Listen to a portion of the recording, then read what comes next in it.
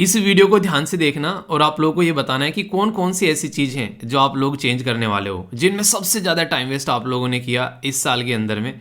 जैसे कि आप लोग देखते हैं सोशल मीडिया हो गया या फिर कोई भी गेम्स वगैरह आप लोग खेल रहे हैं, कहीं आप लोग मोबाइल के साथ में आप लोग अपना टाइम जो है फालतू में मतलब भी नहीं है, फिर भी इधर उधर गेम वेम आप लोग खेले जा रहे हो। बहुत सारी ऐसी चीज़ें, कहीं घूमने निकल गए बिना किसी मतलब के हैं, कोई प्लानिंग भी नहीं थी, पढ़ना था, टेस्ट देना था, पर फिर भी अपना। और कुछ बहुत सारी चीज़ें ऐसी हैं जो आप लोग चेंज कर सकते हो। तो क्या कोई आप लोग नई किताब पढ़ने की आदत डाल सकते हो, या फिर कुछ भी ऐसी चीज़ जो आप लोगों को लगता है इस साल में आप लोग ज़िंदगी में ऐड करने वाले हो आज के दिन से? क्या आप लोग अपनी लाइफ में एक्सरसाइज वगैरह या फिर कुछ भी ऐसी चीज़ जो आप लोग की लाइफ को इंप्रूव करे लास्ट ईयर के कंपेयर में, नए रंग भरे आप लोगों की ज़िंदगी में? तो वो कौन सी चीज़ होगी जो आप लोगों को गोल के पास में लेकर जाएगी? तो वो आप लोग बताएगा कौन सी वो चीज़ चेंज करने वाले हैं।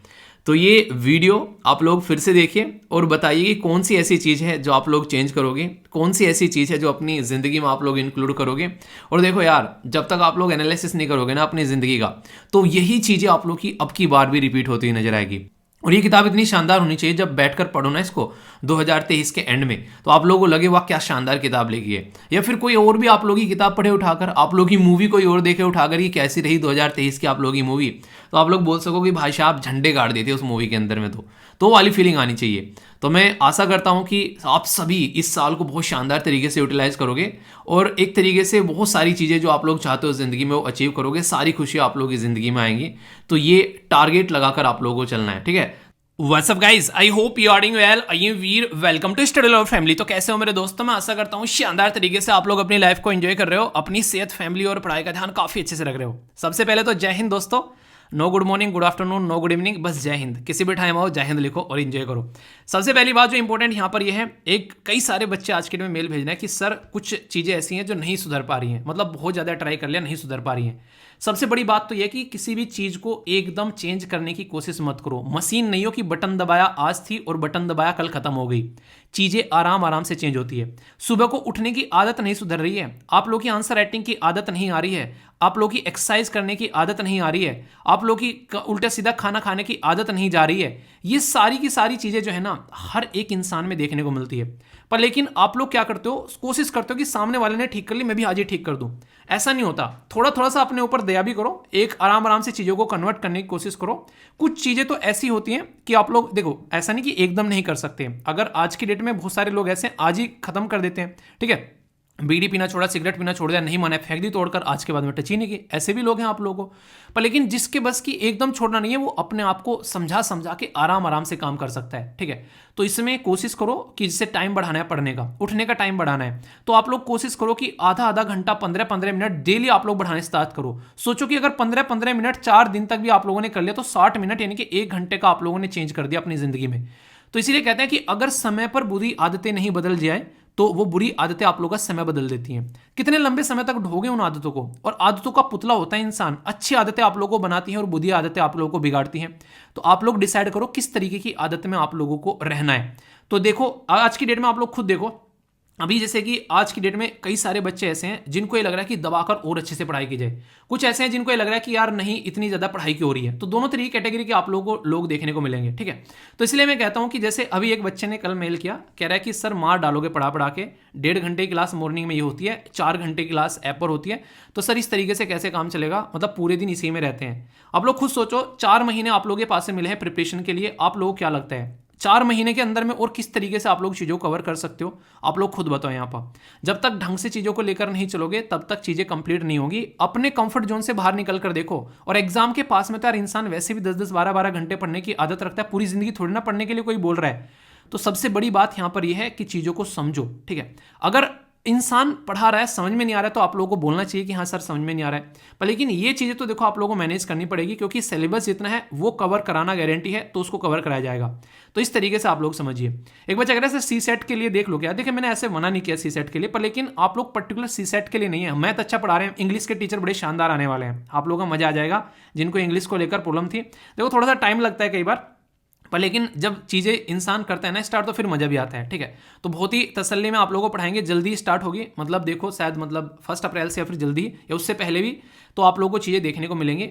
तो इसके चलते बहुत सारी, एक कह रहा है कि सर साइंस की टीचर ने मजा लगा रखा है, ठीक है, वो सारी साइंस जो कि नॉर्मली आप लोगों को चीजें जो ना 10-10 12-12 लेक्चर कवर करा कर कंप्लीट कराई जा सकती थी, पर लेकिन डिसाइड मैंने क्या किया, मैंने कहा कि इस तरीके से कराते हैं कि आप लोगों को ओनली एपीएफसी के अंदर में नहीं, आप लोग किसी भी एग्जाम को दोगे ना उसके हिसाब से साइंस मैथ सारी चीजें इस तरीके से कवर कराई जाने की कोशिश की जा रही है ताकि हर एक एग्जाम में आप लोगों को फायदा पहुंचाए। तो थोड़ा सा आप लोग भी यार एफर्ट डालो, इस तरीके से तो मत बोलो, कम से कम पढ़ाई करो चीज़ों की तो समझ में आता है, मतलब इतना क्यों करा रहे हो, ये नहीं इतना क्यों पढ़ा रहे हो, 1-1.5 घंटे से ऊपर लेक्चर हो जाए तो ऐसा क्यों बना रहे हो, तो यार ये तो नेगेटिव चीज़ें हो जाती हैं यार, फिर ऐसा मत करो, ठीक है।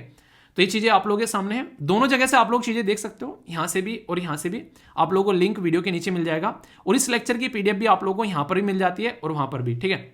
आप लोगों की जो फरवरी मंथ की जो वो बची हुई है, आप लोगों की जो बेसिकली मंथली वीडियो, वो आप लोगों की आज या कल में, मतलब कल में मैं कोशिश करूंगा उसको अपलोड कर दूं, देखता हूं आज शाम तक अगर हो पाती हैं चीज़ें, क्योंकि कई सारी चीज़ें आप लोगों को पता चल रही हैं, पर लेकिन इसी के साथ में फिर आप लोगों की मार्च मंथ की आएगी और फिर आप लोगों की ईयरली वीडियो आएगी, उनके लिए आप लोग तैयार रहना, जिसमें पूरे साल का करंट अफेयर रहेगा, तो फिर वो आप लोगों की वीडियो देखने को मिलेगी, करंट अफेयर शानदार तरीके से आप लोग कंप्लीट होगा, टेंशन मत लेना उस चीज़ की, ठीक है।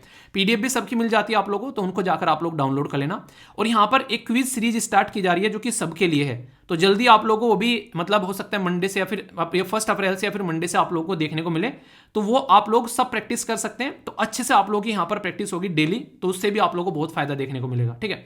बहुत सारे इनिशिएटिव हैं यार, छोटे छोटे भी आप लोग आएंगे, जल्दी जल्दी आप लोगों को देखने को मिलेगा, थोड़ा सा पेशेंस रखो, टाइम दो और फिर देखो कितना मजा आता है, ठीक है। पर फीडबैक जरूर दे दिया करो, 1 सेकंड लगती है, लाइक या डिसलाइक कर बता दिया करो, और जो आंसर नहीं दे रहे हो रीजन तो बता दो क्यों नहीं दे रहे हो मेरे दोस्त, क्या रीजन है आंसर नहीं देने का, आंसर जरूर दिया करो, इससे आप लोगों का ही फायदा है, चीज़ें लंबे समय तक याद रहती है। और देखो जो रेगुलर आंसर देते हैं कितने शानदार तरीके से आंसर देते हैं, और कभी उनसे डिस्कस करना कितनी सारी चीज़ें उनके याद होंगी, ठीक है।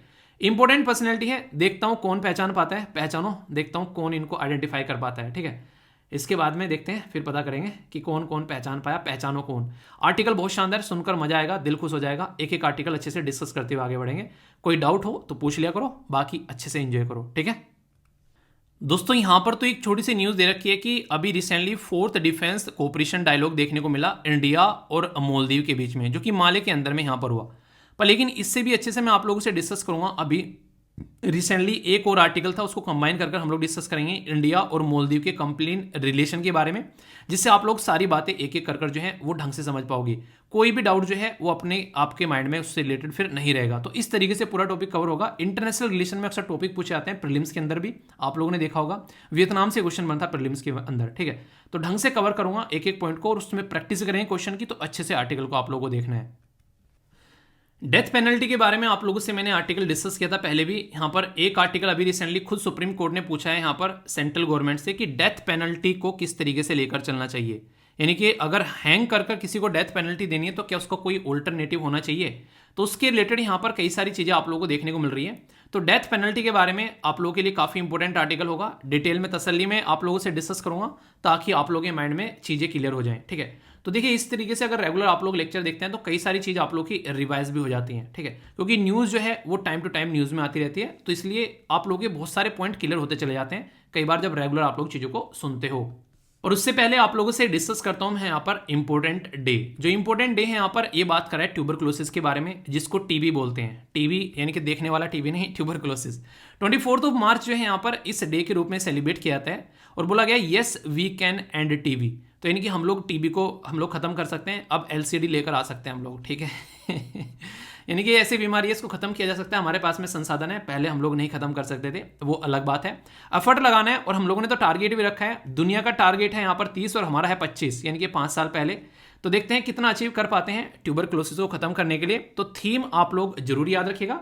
डायरेक्ट क्वेश्चन एग्जाम में बनते हैं तो फिर बोलते हो कहाँ से आ गया, तो डायरेक्ट यहाँ से आ जाता है, अगर ध्यान से नहीं सुनोगे तो फिर दिक्कत होगी, ओके।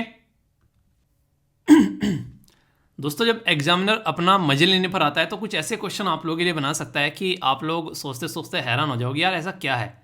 जैसे कि यहाँ पर वो एंटी सबमरीन जो बेसिकली वॉरफेयर जो सिस्टम है उसके बारे में अगर बात करेगा तो बात करेगा INS, ये है यहाँ पर एंड्रोथ। तो बोल देगा कि ये INS एंड्रोथ जो है वो एक एंटी सबमरीन क्राफ्ट सिस्टम है।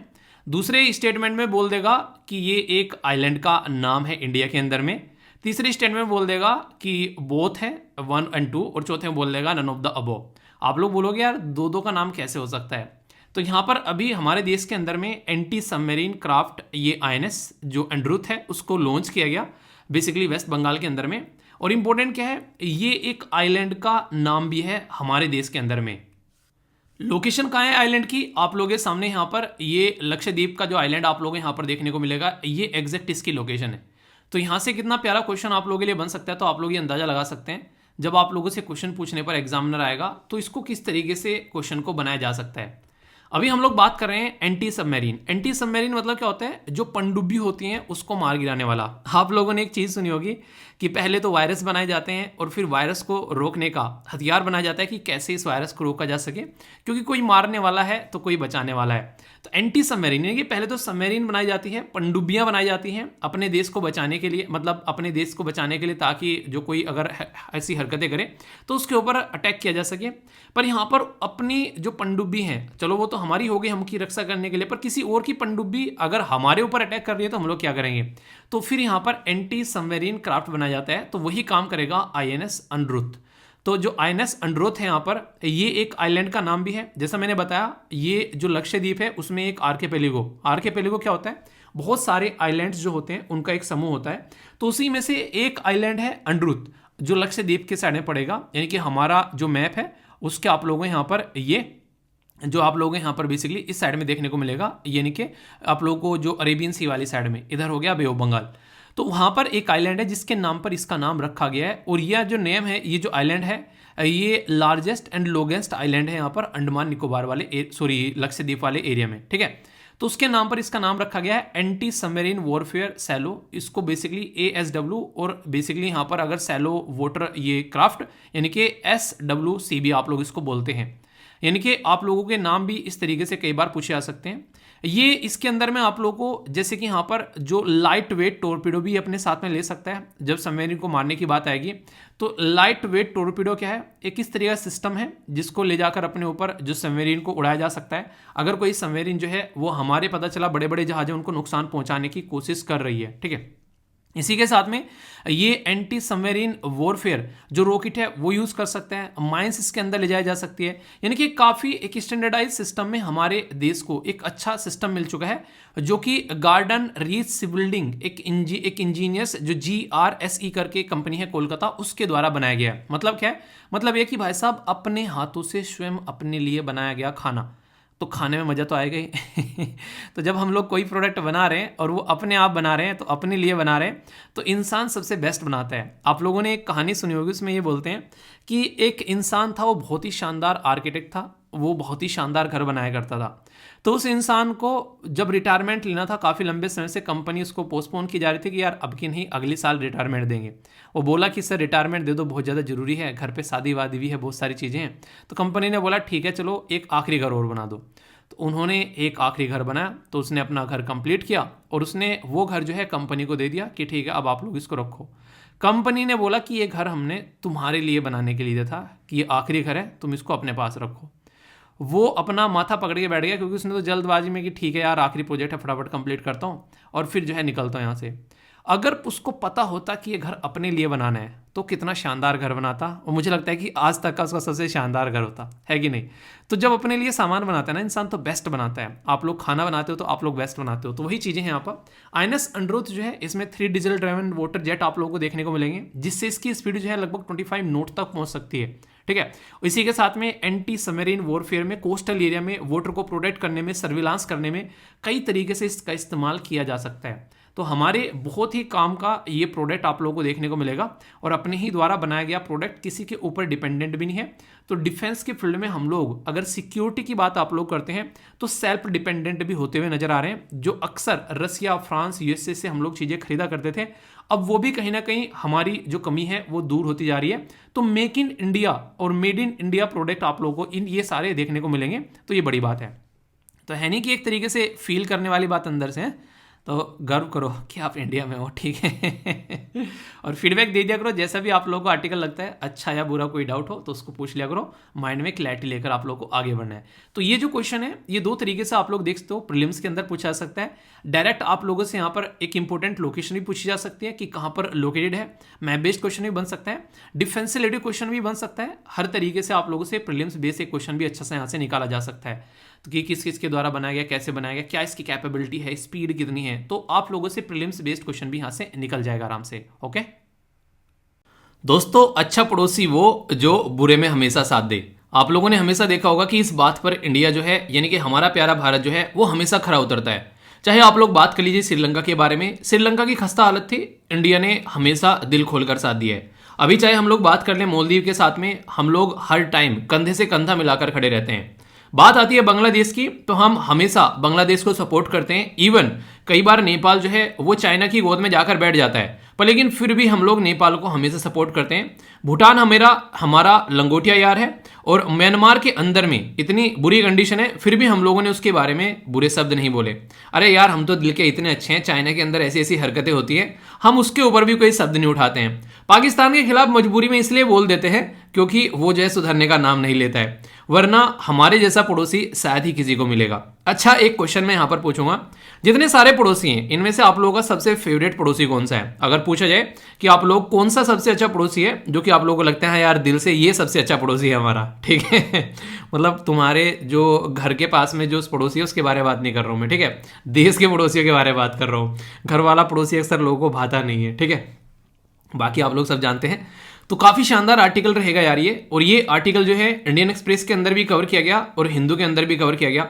और हमारे देश से रिलेटेड अगर इंटरनेशनल रिलेशन के बारे में बात करें तो भाई साहब जयशंकर साहब ने ना झंडे गाड़ रखे हैं आज की डेट में, मतलब जहां भी जाता है ना तो बंदा छा जाता है। उन्हें एक गाना है, हसल में गाना था, आऊंगा आऊंगा जहां जाऊंगा छा जाऊंगा, तो वही वाली बातें आप लोगों को देखने को मिल रही है यहाँ पे।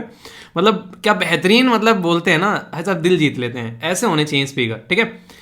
तो काफी प्यारा ये डिस्कशन रहेगा, कुछ बेसिक और बैकग्राउंड इन्फॉर्मेशन भी मैं आप लोगों को यहाँ पर बताऊंगा, पड़ोसियों के साथ में रिलेशन के बारे में पूरा एक टॉपिक आप लोगों को यहाँ पर ये कवर होगा, जो कि इंटरनेशनल रिलेशन के बारे में मैं यहाँ पर बात करने वाला हूँ, इंडिया और मालदीव के। तो पहले एक बार मालदीव की लोकेशन देख लो ताकि अच्छे से आप लोग कनेक्ट कर सको। तो चलिए मालदीव लेकर चलता हूँ आप लोगों को। वैसे भी मालदीव बहुत सारे लोग घूमने जाते हैं, वो अलग तरीके की विजिट होती है, पर यहाँ पर मैं आप लोगों को इंटरनेशनल रिलेशन की विजिट करा रहा हूँ, ठीक है। तो मालदीव आप लोगों को यहाँ पर ये देखने को मिलेगा इंडियन ओशियन के अंदर में, जरा सा नीचे जाओगे तो यहाँ पर मालदीव आप लोगों को देखने को मिलता है। तो सोचो यहाँ पर अगर यहाँ पर अगर चाइना आकर बैठ जाए तो हमारी सिक्योरिटी के लिए कितना बड़ा खतरा हो जाता है। थे यहाँ पर एक ऐसे इंसान जो कि चाइना की गोद में बैठते थे, आज के डेट में जेल में पड़े हुए हैं, वो एक अलग बात है। पता है ना, डिस्कस किया था मैंने पूरा का पूरा आर्टिकल नसीद साहब के बारे में, जो पूरा एक देखा था हम लोगों ने, ठीक है। तो यहाँ पर अगर बात करते हैं इंडिया और मालदीव के रिलेशन के बारे में, तो हम लोगों ने डेवलपमेंट प्रोजेक्ट के लिए यहाँ पर अभी रिसेंटली एक पैक्ट साइन किया है। वैसे पैक्ट तो कई सारे हमारे साइन होते रहते हैं अलग अलग प्रोजेक्ट के लिए, पर लेकिन अभी फिलहाल श्रीलंका और जो मालदीव है उनकी इतनी खस्ता हालत हो गई थी रिसेंटली अभी, जिसके चलते हम लोगों ने इनको सपोर्ट प्रोवाइड कराने की बात की। और हमारा एक काफी प्यारा सा शानदार सा एक तरीके से इनिशिएटिव है जिसको हम लोग सागर बोलते हैं। सागर एक ऐसा इनिशिएटिव है जो हमारे देश के प्राइम मिनिस्टर साहब के द्वारा इनिशिएटिव स्टार्ट किया गया था। तो यहाँ पर यह सिक्योरिटी जो सबकी जो सिक्योरिटी के बारे में बात करते हैं इस पर्टिकुलर रीजन के बारे में, तो ये पर्टिकुलर जो रीजन है जब आप लोग इसमें जाएंगे तो हमारा जो देश है बेसिकली वो बिल्कुल सेंटर में है, ठीक है। तो इसलिए कहीं ना कहीं इंडिया की रेस्पॉन्सिबिलिटी बनती है यहाँ पर कि इन सब जो एरिया है इनका ध्यान रखा जाए। तो इसलिए हमारे द्वारा सागर मिशन स्टार्ट कराया गया, ठीक है। तो सागर मिशन के बारे में आप लोगों को कुछ बातें मैं बताऊंगा जो कि आप लोगों को समझनी है और क्वेश्चन भी बन सकता है।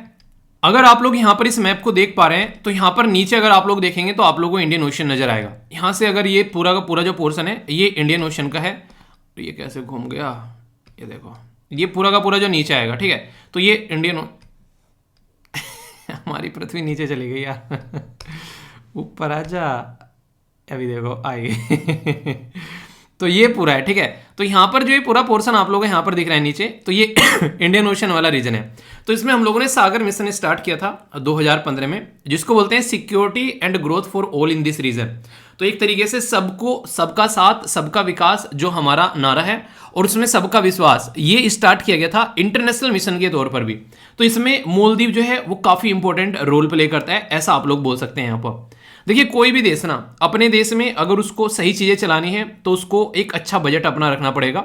अगर देश की फाइनेंशियल कंडीशन अच्छी है तो ये समझना उस देश की, इसका मतलब इकोनॉमी अच्छी चल रही है और इकोनॉमी अगर देश की अच्छी चल रही है तो इसका मतलब ये होगा कि उस देश में लोगों को इंप्लॉयमेंट मिल रहा है, और इंप्लॉयमेंट अगर मिल रहा है तो इसका मतलब ये है कि वहां पर लोग जो हैं वो खुश हैं, यानी कि हैप्पी हैं। और लोग अगर हैप्पी रहते हैं तो इसका मतलब ये है कि वो एडमिनिस्ट्रेशन के साथ में अच्छे से कनेक्टेड है, और एडमिनिस्ट्रेशन के साथ में अगर अच्छे से कनेक्टेड है तो इसका मतलब ये है कि वहां पर एक स्टेबल गवर्नमेंट है, और स्टेबल अगर गवर्नमेंट है तो इसका मतलब ये होगा कि फिर से वहां पर क्या होगा, वहां की इकोनॉमी अच्छी चलती रहेगी, फाइनेंशियल कंडीशन अच्छी रहेगी। तो ये पूरा एक चक्कर घूमता है। जिस देश की इकोनॉमिक अच्छी नहीं है, जल्दी ही उस देश में जो गवर्नमेंट है, यानी कि जो सरकार है, यानी कि जो जनरल स्टडी है, जीएस गवर्नमेंट या फिर सरकार, वो चेंज हो जाता है। ठीक है, तो ऐसा आप लोग यहां पर बोल सकते हैं। तो अगर कोई भी देश इस पैटर्न में अगर आप लोगों को दिखाई देता है कि जहां पर वो शानदार तरीके से अपनी इकोनॉमिक कंडीशन बना पाता है, यूएसए को देख लो, दुनिया को रूल करता है। क्यों? भाई साहब, इकोनॉमिक पावर हब है। चाइना को देख लो, आज के डेट में यूएसए से टक्कर ले रहा है। ठीक है, उन्हें कहते हैं कि बाप के सामने जाकर खड़ा हो गया। ठीक है तो वो वाली कंडीशन आप लोग समझ सकते हैं। क्यों? क्योंकि उसके पास में थोड़ा पैसा आ गया। उन्हें कि कई बार जो बच्चा है थोड़े से पैसे कमाने लगता है तो कई बार देखने को मिलता है कि अपने जो पेरेंट्स को आंख दिखाने लगता है। पर लेकिन यही बात है कि बेटा ठीक है, थोड़े पैसे कमा लिए, पर लेकिन जो एक्सपीरियंस जो पापा सिरी लिए बैठे हैं वो कहां से लेकर आओगे? तो यूएसए के पास में एक ह्यूज एक्सपीरियंस है, यानी कि यूएसए जो है वो एक इतना पुराना खिलाड़ी है कि कितना भी पैसा क्यों ना आ जाए चाइना के पास में, पर लेकिन जब यूएसए अपने पे आएगा ना, वो चाइना को एक तरीके से ना घुटनों पर लेकर आ जाएगा। फिलहाल के टाइम पर आप लोगों ने देखा भी होगा, साउथ कोरिया के अंदर में जो रिएक्शन चल रही है, ताइवान के अंदर में जो रिएक्शन चल रही है, इवन नेपाल के अंदर में भी यूएसए आकर घुस रहा है, इधर अफगानिस्तान के अंदर में छोड़कर गया है, पर लेकिन ऐसा नहीं कि वो वहां पर आ नहीं सकता, जब चाहेगा बम्बार्डमेंट करके चला जाएगा और ये देखता रह जाएगा। पाकिस्तान को अपने पलड़े में भी मिलाने में लगी गया है। इधर जापान हो गया, उसमें पूरी सपोर्ट है ये, साउथ कोरिया, ये सारी चीजें तो चारों तरफ से बेसिकली खेलेगा ना जब यूएसए, तो वो एक नेक्स्ट लेवल पर खेलेगा क्योंकि वो पुराना खिलाड़ी है। तो चाइना अभी नहीं कि नया नया अमीर हुआ है, तो वो वाली कंडीशन आप लोगों को देखने को मिलती है यहाँ पर। तो अभी फिलहाल इसलिए जरूरी है कि अपने पड़ोसी के साथ में हमारे रिलेशन अच्छे होने चाहिए। और फिर से वही बात मैं आप लोगों को बोलूंगा कि जब चाइना को तमाचे लगने स्टार्ट होंगे ना, सबसे ज्यादा खुश जो होगा वो होगा इंडिया। उन्हें आराम से मनी मस, क्या मजा आ रहा है बिना मारे ही वैसा पिट गया, वो वाली कंडीशन आप लोगों को देखने को मिलेगी। पर लेकिन अगर हमारे साथ में अच्छे रिलेशन बनाएगा तो फिर हमको लगेगा कि यार हाँ ठीक है, बेचारे के साथ में गलत हो रहा है, फिर हम इतने मजे नहीं लेंगे। और लेकिन अगर अब पिटेगा तो हम पूरी चुस्की लेंगे, ठीक है, पूरे मजे लेंगे। तो वो वाली कंडीशन आप लोग समझ सकते हैं। तो सिचुएशन अभी यहाँ पर ये है कि वो क्या कर रहा है, चाइना हमारे पड़ोसी देशों के साथ में अपने अच्छे रिलेशन बना रहा है ताकि हमारे जो पड़ोसी देश हैं वो कहीं ना कहीं चाइना के कंट्रोल में रहे और हमको टैकल कर सके। देखिए, दो तरीके होते हैं यार, एक तो होता है साथ में मिलकर चलना, सबका साथ सबका विकास, यानी कि मैं भी बढ़ रहा हूं, आप लोग भी बढ़ रहे हैं, सारी चीजें बढ़ रही है, ये एक अच्छा तरीका है। एक होता है कि नहीं, सबको नीचे पहुंचाना है, बस मुझे बढ़ना है। वो वाली टेंडेंसी जिस इंसान की होगी ना, वो इंसान हमेशा खाई में जाकर गिरेगा। तो ये आप लोग समझ सकते हैं। तो इंडिया और मालदीव जो है उसका जो पैक्ट है, सबसे बड़ा तो अभी देखने को मिला ये ग्रांट के लिए। बात याद रखिएगा, एक होता है ग्रांट देना। ग्रांट का मतलब क्या होता है, एक तरीके से सामने वाले को पैसे देते कि एंजॉय करो, ठीक है, लाइफ एंजॉय करो, वापस देने की जरूरत नहीं है। तो ग्रांट बेसिकली इसको बोला जाता है। तो 100 मिलियन याद रखिएगा, हमारा रुपया है, हमारा है क्या, रुपी, इनका है रुपया। तो रुपया बेसिकली याद रखेगा। करेंसी कई बार आप लोगों से पूछ ली जाती है वनडे टाइप एग्जाम में, तो पता होना चाहिए। तो मालदीव की करेंसी क्या है, वो है रुपया। इंडिया की करेंसी क्या है, वो है रुपया। पाकिस्तानी की करेंसी आप लोगों को बतानी है। High impact community development project चलाए जाएंगे। इसका मतलब क्या होता है, ग्राउंड लेवल पर सोसाइटी का वेलफेयर किया जाएगा।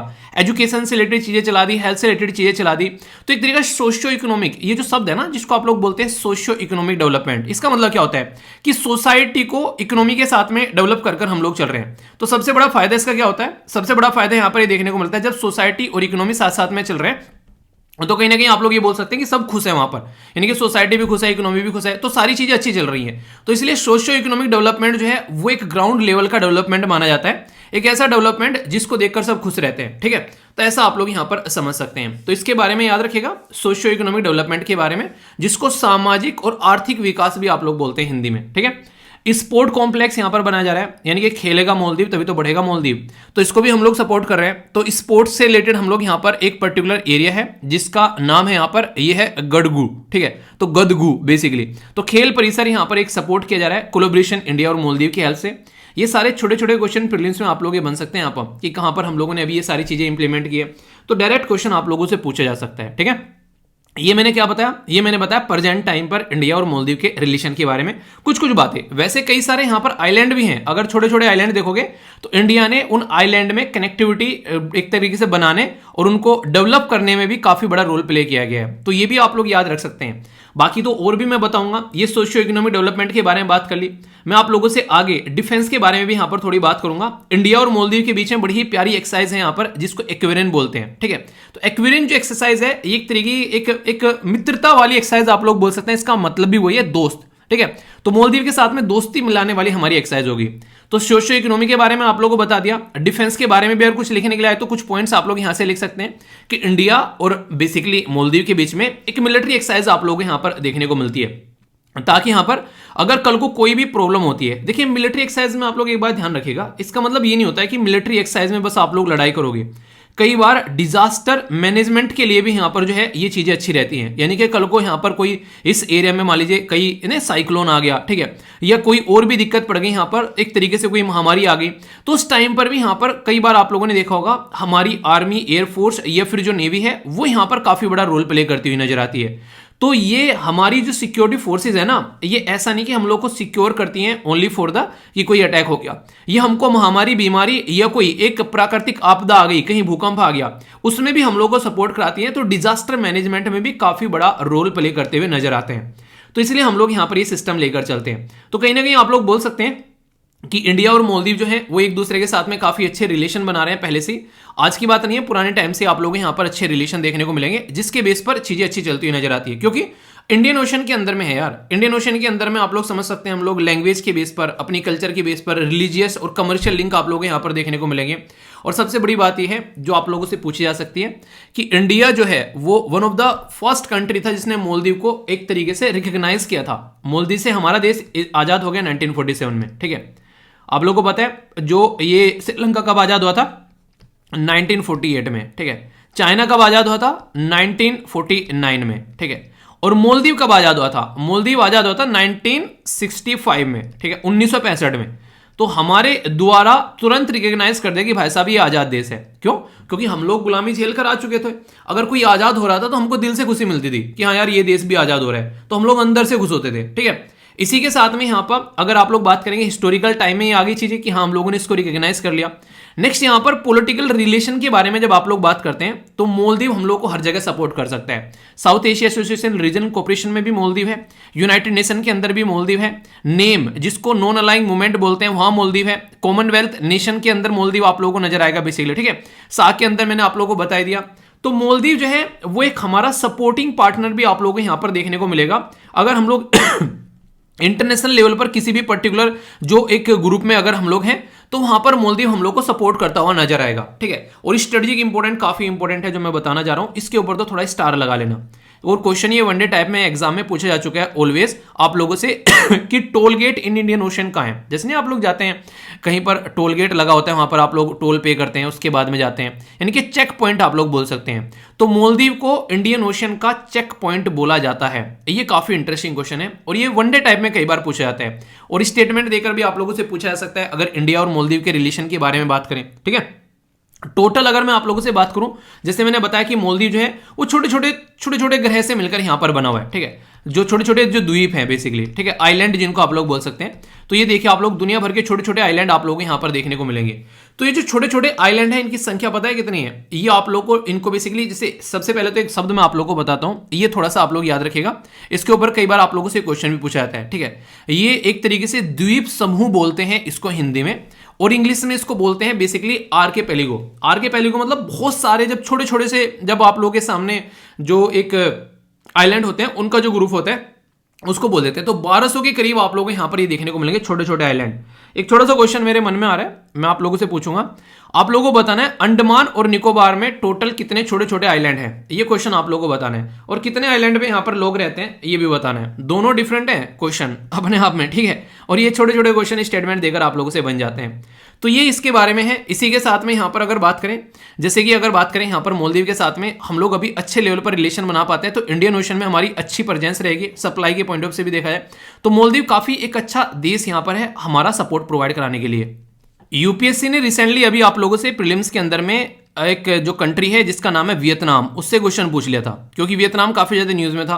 तो कल को चलकर अगर मालदीव से पूछ ले आप लोगों से, फिर ये मत बोलना क्वेश्चन कहां से आ गया। तो ऐसे क्वेश्चन बन जाते हैं। तो ये जो वीडियो होती है ना, जिसमें प्रॉपर टॉपिक डिस्कस किया जाता है, उसी के अंदर से आप लोगों के प्रीलिम से क्वेश्चन निकल जाते हैं कि किसके साथ में ऑपरेशन कैक्टस है, ये आप लोगों से पूछ लेंगे। क्या था ऑपरेशन कैक्टस, ऑपरेशन नीर क्या था, ये प्रीलिम्स के तो क्वेश्चन है। एक बच्चा कह रहा है सर मेंस के पॉइंट ऑफ व्यू से पढ़ाते हो।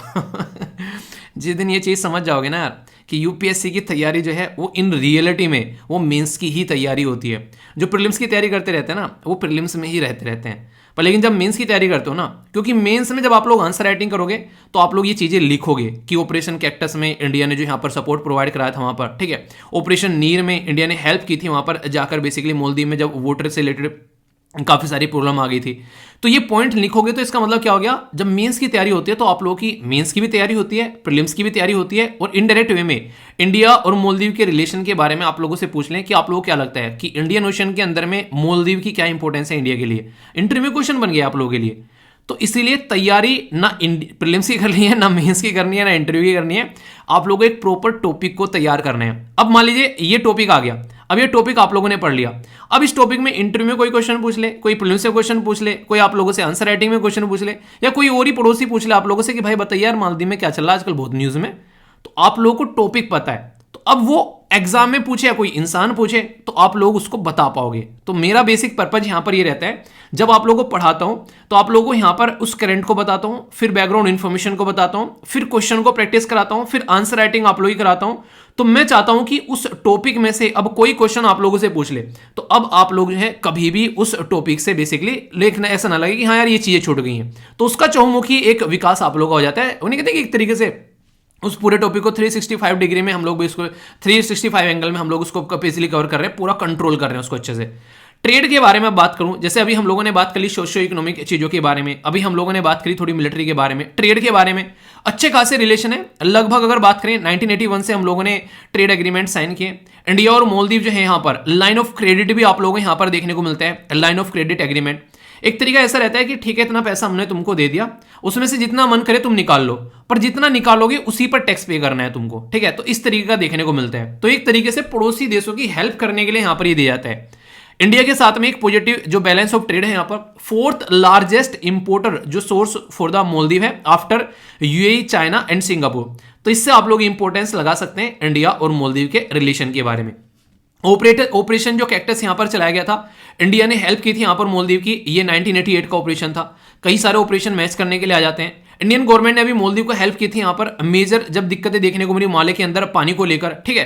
तो यहां पर हमारे जो देश की कई सारी सपोर्ट यहां पर प्रोवाइड कराएगी। और सबसे बड़ी बात पता है क्या थी इस टाइम पर, भाई साहब इंडिया ना सबसे पहले पहुंच गया यहां पर। मालदीव ने एक्सपेक्ट भी नहीं किया था कि इतनी जल्दी इंडिया जाएगा, इतने जल्दी हम लोग पहुंच गए थे। क्योंकि इसीलिए मैंने बोला ना कि हम लोग पड़ोसी बड़े अच्छे हैं, ठीक है। तो आप लोग समझ सकते हैं। पर लेकिन सारी चीजें अच्छी नहीं होती हैं। उन्हें कहते हैं कि हर सिक्के के दो पहलू होते हैं। तो कई बार कई सारी दिक्कत भी आती है। जैसे मालदीव के अंदर में पॉलिटिकल अनस्टेबिलिटी आती है तो यहां पर दिक्कत आती है। जैसे मोहम्मद नसीद, ये वही इंसान है जो इंडिया आउट कैंपेन वहां पर चला रहा था, ठीक है। हालांकि इसके ऊपर कई सारे चार्जेस लगे इस इंसान के ऊपर, और ये इंसान जो है जेल में भी फेंका गया उठाकर। तो बहुत सारी चीजें देखने को मिलती है, ठीक है। तो पॉलिटिकल क्राइसिस कई बार निकल कर आते हैं। दूसरा, मालदीव के अंदर में आप लोगों को यहाँ पर बेसिकली आप लोगों को देखने को मिलेगा एक मुस्लिम कंट्री है। तो यहाँ पर कई सारे जो ग्रुप हैं जैसे कि आईएसआई हो गया, ठीक है, पाकिस्तान बेस्ड जिहादिस्ट ग्रुप हो गए, वे कई बार अपना डोमिनेशन एक तरीके से दिखाने की कोशिश करते हैं, यानी कि एक तरीके से ना कंट्रोल करने की कोशिश करते हैं। बांग्लादेश में अगर आप लोग जाएंगे ना, वहां पर भी ऐसे ग्रुप हैं। पर लेकिन शेख हसीना जी ने इतने शानदार तरीके से उनको कंट्रोल कर रखा है आज की डेट में, किस लिए, डेवलपमेंट के नाम पर। जब डेवलपमेंट होगा ना यार, इंसान कब उल्टी सीधी हरकतें करता है, जब उसको जॉब नहीं मिलेगी। अब कोई इंसान ऐसा है जिसको मतलब जॉब नहीं मिल रही है, ठीक है, फ्रस्ट्रेट है घर में, मान लीजिए घर में मम्मी पापा को जो है अभी कोई बीमारी लगी हुई है, ठीक है, तो प्रॉपर टाइम पे खाना नहीं मिल रहा है, घर जो है वो ऐसा है कि वहां पर छत जो है टूटी हुई है। अब उस इंसान को तुम बोलोगे ना कि बॉम्ब लगाकर कूद जा कहीं पर भी जाकर, वो इंसान कूद जाएगा। पर एक वेल सेटल आदमी है, एक प्रॉपर सिस्टमेटिक वे में कंपनी में काम कर रहा है, अच्छी उसकी सैलरी मिल रही है, माँ बाप उसके अष्टपुष्ट हैं, जिंदगी एंजॉय कर रहे हैं, उसको बोलो कि यार तुम किसी को एक छांटा भी मार दो, वो छांटा भी नहीं मारेगा। तो ये चीजें हैं। तो जहां पर गरीबी होती है, गुर्बत होती है, वहां पर इंसान को बहलाना फुसलाना आसान होता है, और इसी का फायदा उठाते हैं मैक्सिमम जितने भी ये टेररिस्ट ऑर्गेनाइजेशन है। तो इसीलिए चाहे कोई भी कम्युनिटी क्यों ना हो, उसकी एजुकेशन को सपोर्ट करना है, वो सबसे बड़ी बात होती है। तो पाकिस्तान बेस्ड जो जिहादिस्ट ग्रुप है ये भी इसी का फायदा उठाते हैं। इंडिया के अंदर में किस इंसान को पकड़ेंगे जो कि दिक्कत में, देख तेरे पापा को बेसिकली आर्मी ने मार दिया था, मतलब पुनः फालतू की चीज है, अब तुम्हारे पापा ने कुछ हरकत की होगी, आर्मी ने इसलिए मारा होगा, कोई भी ऐसी चीज देखने को मिलती है। तो भड़काने की कोशिश करते हैं गवर्नमेंट के खिलाफ में और एक तरीके से पर्टिकुलर सिचुएशन के खिलाफ में। अब आप लोग देखो, मान लीजिए कहीं पर दंगे हो गए, ठीक है, अब उस दंगे में मान लीजिए कोई हिंदू भी मारा गया, मुस्लिम भी मारा गया, कोई सिख भी मारा गया, कोई ईसाई भी मारा गया, अब वहां पर किसी पर्टिकुलर एक कम्युनिटी के इंसान को पकड़ ले कि देख उस दंगे में तुम्हारे माँ बाप मारे गए थे। अब वो सेंसिटिव तो होगा क्योंकि उसके घर का मारा गया और उसके पेरेंट्स मारे गए, तो वो उसके लिए होगा सेंसिटिव, तो उसको अगर बहलाना फुसलाना आसान हो जाता है। पर लेकिन सेम कंडीशन देखो, अब मुंबई में जब कसाब के द्वारा यहां पर अटैक किया गया, उसमें क्या उसने देखा था कि हिंदू मार रहा है कि मुस्लिम मार रहा है? तो एक तरीके से कोई भी ऐसा ग्रुप होता है ना, उसका कोई रिलीजन नहीं होता है, वो रिलीजन से ऊपर उठ चुका होता है, वो हैवानियत का एक धर्म फॉलो करने लगता है फिर, ठीक है। उसको इंसान बेसिकली ये दिख रहा है कि भारत में बस कोहराम मचाना है उसको, वो वाली कंडीशन है।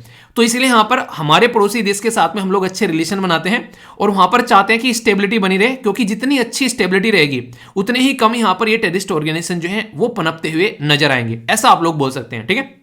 इसी के साथ में मालदीव के जो आइलैंड है यहाँ पर, वहां पर कई सारे जो टेररिस्ट अटैक भी होते हैं अगेंस्ट इंडिया, वहां पर चीजों को एक तरीके से लेकर चलने की कोशिश की जाती है। सबसे जो खतरनाक चीज है ना यहाँ पर, वो मुझे लगता है ये कंट्री, मतलब ये ऐसी कंट्री है, बस क्या ही बोलूं इसके बारे में मैं, इसको ना बैठा के जितने थप्पड़ मारे दोनों हाथ पकड़ के उतने कम है। यानी कहते कि छोटा सा बच्चा देखा जब बदतमीजी करने लगता है, माँ बाप कई बार हाथ पकड़ कर दे थप्पड़ वो वाली कंडीशन इसके साथ करनी चाहिए, क्योंकि ये इंसान जो है ये कभी नहीं चाहता कि इंडिया जो है एक नॉर्मल तरीके से अपनी जिंदगी को एंजॉय कर सके। इंडिया हमेशा हिंदू चीनी भाई भाई के नारे लगाता रहता है, पर चाइना हमेशा ये कोशिश करता है कि कैसे इंडिया के अंदर में एक तरीके से अनस्टेबिलिटी रहे। कभी पाकिस्तान के साथ में जाकर जुड़ जाएगा, कभी श्रीलंका के साथ में जाकर जुड़ जाएगा, कभी यहाँ पर नेपाल के अंदर जाकर हरकतें करेगा, कभी म्यांमार के अंदर जाकर हरकतें करता है। तो ये चारों तरफ से एक तरीके से हमको उकसाता रहता है, ठीक है। इसकी एक पॉलिसी है जिसको स्ट्रिंग ऑफ पर्ल बोलते हैं। ये पॉलिसी क्वेश्चन पूछा जा चुका है कि स्ट्रिंग ऑफ पर्ल पॉलिसी किस कंट्री की है। स्ट्रिंग ऑफ पर्ल में क्या करता है, ये एक तरीके से माला बना रहा है मोतियों की, मतलब ग्वादर पोर्ट पाकिस्तान ने पकड़ लिया, मालदीव के अंदर में यहां पर पकड़ लिया, श्रीलंका के अंदर में पकड़ लिया, इसी के साथ में बांग्लादेश के अंदर में चला गया, म्यांमार के अंदर में चला गया। यानी कि हमारे चारों तरफ को भाई साहब इसको घेरना है, मतलब इंडिया को कंट्रोल करके इंडिया को कंट्रोल करना है चारों तरफ से। तो ये इसकी पॉलिसी है। पर लेकिन उन्हें कहते हैं कि बाप जो है वो बाप होता है। तुम अगर मोतियों की माला बनाओगे तो हम भाई साहब एक नेक्स्ट लेवल की चीज बनाएंगे। हम लोग क्या करेंगे, हम लोग नेकलेस का डायमंड डायमंड का नेकलेस बना देंगे। यानी कि हमारी पॉलिसी है, जैसे हम लोग चाइना में जो यहाँ पर ईरान के अंदर हमारा ग्वादर हो गया, यहाँ पर ओमन के अंदर जाओगे तो दुकम आप लोगों को यहाँ पर देखने को मिलेगा। ऊपर जाओगे तो यहाँ पर ये पर्टिकुलर कंट्री पता है कौन सी है, बताइए कौन सी कंट्री है, ठीक है। आप लोगों को बताना है चाइना और रसिया के बीच में सैंडविच है, बिल्कुल ऐसे ही जैसे इंडिया और चाइना के बीच में आप लोगों को क्या देखने को मिलेगा, नेपाल देखने को मिलेगा। एम से इस कंट्री का नाम बनता है, देखता हूं कौन कौन बताता है। जापान के अंदर हमारी इसी तरीके से सेटिंग है, इसी तरीके से वियतनाम के अंदर, फिर सिंगापुर के अंदर में यहाँ पर चेंगी एरिया देखने को मिलेगा, इंडोनेशिया के अंदर में यहाँ पर साबाग जो पर्टिकुलर एरिया है, इसी के साथ में एंजेप्सन जो आइलैंड है यहाँ पर सिसेल्स के अंदर में। तो हम लोग भी यहाँ पर एक तरीके से सामने वाले का कुछ करना पड़ेगा ना जुगाड़। जब सामने वाला हमारे साथ में इतनी सारी हरकतें कर रहे हैं तो उसके अपोजिट में हम लोग को भी सिस्टम क्रिएट करना पड़ेगा। तो एक तरीके से इस पर्टिकुलर स्ट्रेटजी में सोचो आप लोग, एक बात सोचो यहाँ पर, अब हम लोग को कितना पैसा खर्च करना पड़ता है इस चीज को मेंटेन करने के लिए। आज के दिन में पाकिस्तान के साथ में अगर हमारे अच्छे रिलेशन हो तो जितना मिलिट्री पर हम लोग स्पेंड कर रहे हैं, चाहे हमारी बात कर लो चाहे पाकिस्तान की बात कर लो, वो कहीं ना कहीं हम लोग हेल्थ, एजुकेशन और अपना जो इंफ्रास्ट्रक्चर डेवलपमेंट में कर सकते थे। पर लेकिन कंडीशन ऐसी है कि सामने वाला बदतमीज है तो उसको सुधारने के लिए ऐसी हरकतें करनी पड़ती है। तो ये चीजें आप लोग यहां पर समझ सकते हैं, ठीक है।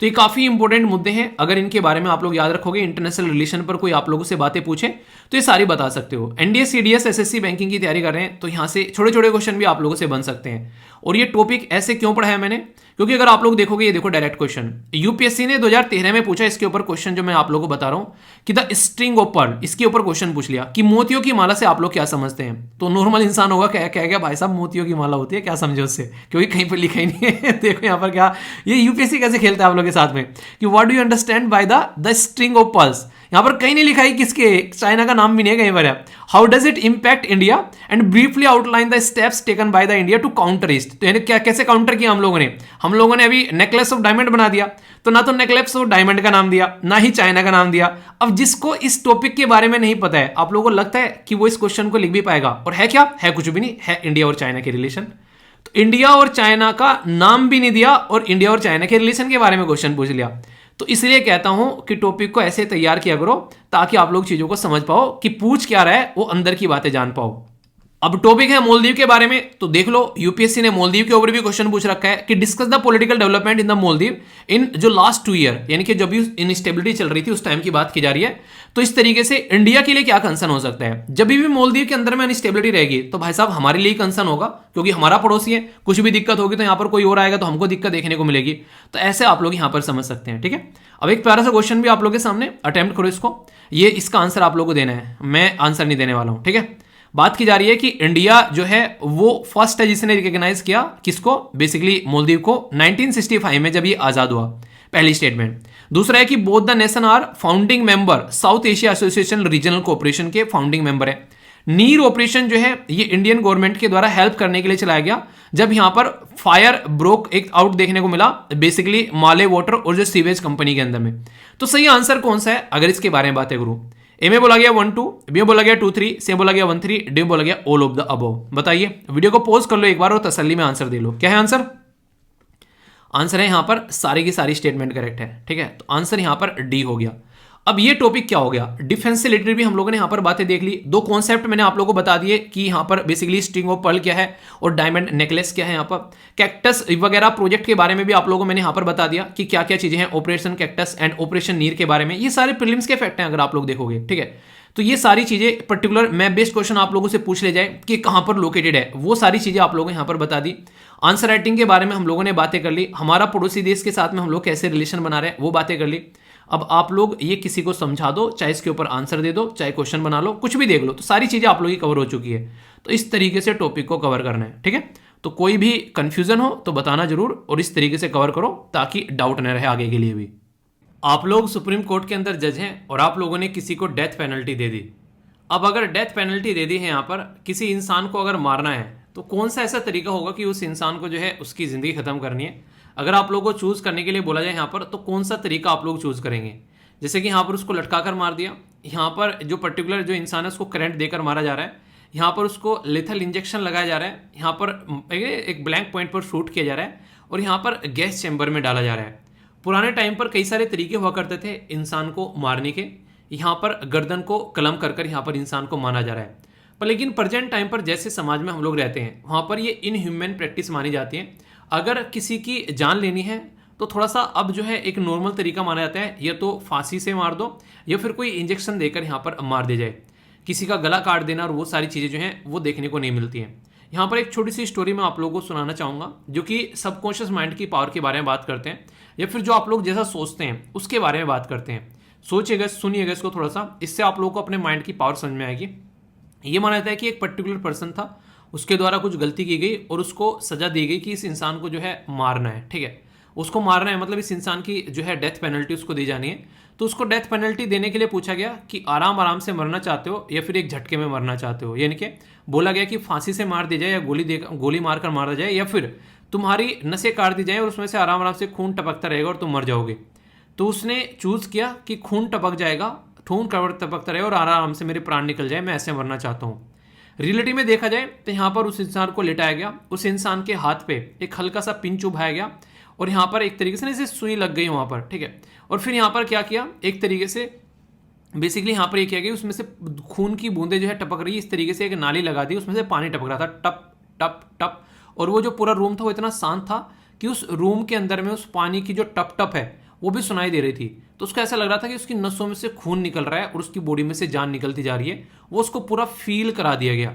तो ऐसे से जब टप टप टप और एक टाइम पे आके वो टप टप टप होना बंद हो गया और उस इंसान ने देखा कि अब उसकी बॉडी में से खून जो है वो खत्म हो चुका है और उस इंसान की डेथ हो जाती है। ऐसे ही एक और केस था, एक इंसान को बोला गया कि सांप के काटने से उसकी डेथ होने वाली है, सांप के काटने से उसकी डेथ होने वाली है। उसकी बॉडी में पिन चुभाया गया, उसको लगा सांप ने काट लिया है। जब रियलिटी में चेक किया गया उसकी बॉडी को, तो उसकी बॉडी के अंदर में जहर जैसी सिचुएशन वहां पर देखने को मिली थी। आखिर इनके पीछे रीजन क्या है? इसके पीछे रीजन है किसी चीज के ऊपर इतना एग्रेसिव तरीके से सोच देना इंसान का कि यार ये ऐसा ही होता है, तो वो इंसान जो है उसकी बॉडी उसी तरीके से रिएक्ट करती है और वही चीजें प्रेजेंट कर देती है।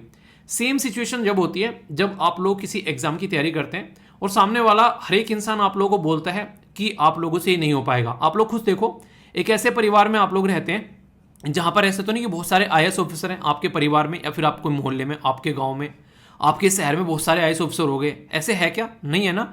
आप जिस परिवार में रहते हैं वहां पर कोई आईएएस ऑफिसर नहीं है, तो आप लोगों को भी वो चीजें इंपॉसिबल सी लगने लगती हैं कि मतलब शायद यार सही कह रहे होंगे ये सारे लोग, तो आप लोगों का माइंड उसको एक्सेप्ट कर लेता है। सेम कंडीशन यहाँ पर डेथ पेनल्टी के टाइम पर देखने को मिलती है, उनका दिमाग उसको एक्सेप्ट कर लेता है और फिर उस इंसान की जो है वो डेथ हो जाती है। अगर वो ये माने ही ना कि हाँ जितना खून, वो ये सोचने लगे जितना खून यहाँ पर निकल रहा है उतना ही खून मेरी बॉडी के अंदर बनता जा रहा है, मेरी बॉडी बड़ी ताकतवर है, वो डेथ ही नहीं हो सकती। तो आप लोग खुद मान ले कि जो मैंने पढ़ा है, जो मैंने तैयारी की है, वो मुझे सिलेक्शन दिलाएगी, ना कि ये क्या सोच रहे हैं मुझे सिलेक्शन दिलाएगा, तो कोई दिक्कत ही नहीं है। तो इस तरीके से आप लोग समझ सकते हैं, ठीक है। तो अपने ऊपर ट्रस्ट रखो यार, ये सारी चीजें ट्रस्ट के ऊपर खेली जाती हैं। अगर आप लोग अपने ऊपर ट्रस्ट रखोगे कोई दिक्कत देखने को नहीं मिलेगी। पुराने टाइम पे दिक्कतें क्या हुआ करती थी, जो राजा रजवाड़े हुआ करते थे ना, वही तो पुलिस थे, वही संविधान थे, वही सरकार थे और वही नीति निधान थे, यानी कि सारी चीजें उन्हीं के हाथ में थी। जो उन्होंने बोल दिया वो पत्थर की लकीर है। राजा के खिलाफ अगर कोई चला गया तो उसकी खराब तकदीर है। मतलब यहां पर ये होता था कि आज की डेट में राजा को उस टाइम पर अगर आप लोग देखोगे एक इस तरीके से दिखाने की कोशिश की जाती थी कि वो भगवान है, यानी कि जो राजा ने बोल दिया, जो राजा ने कह दिया वही पत्थर की लकीर है।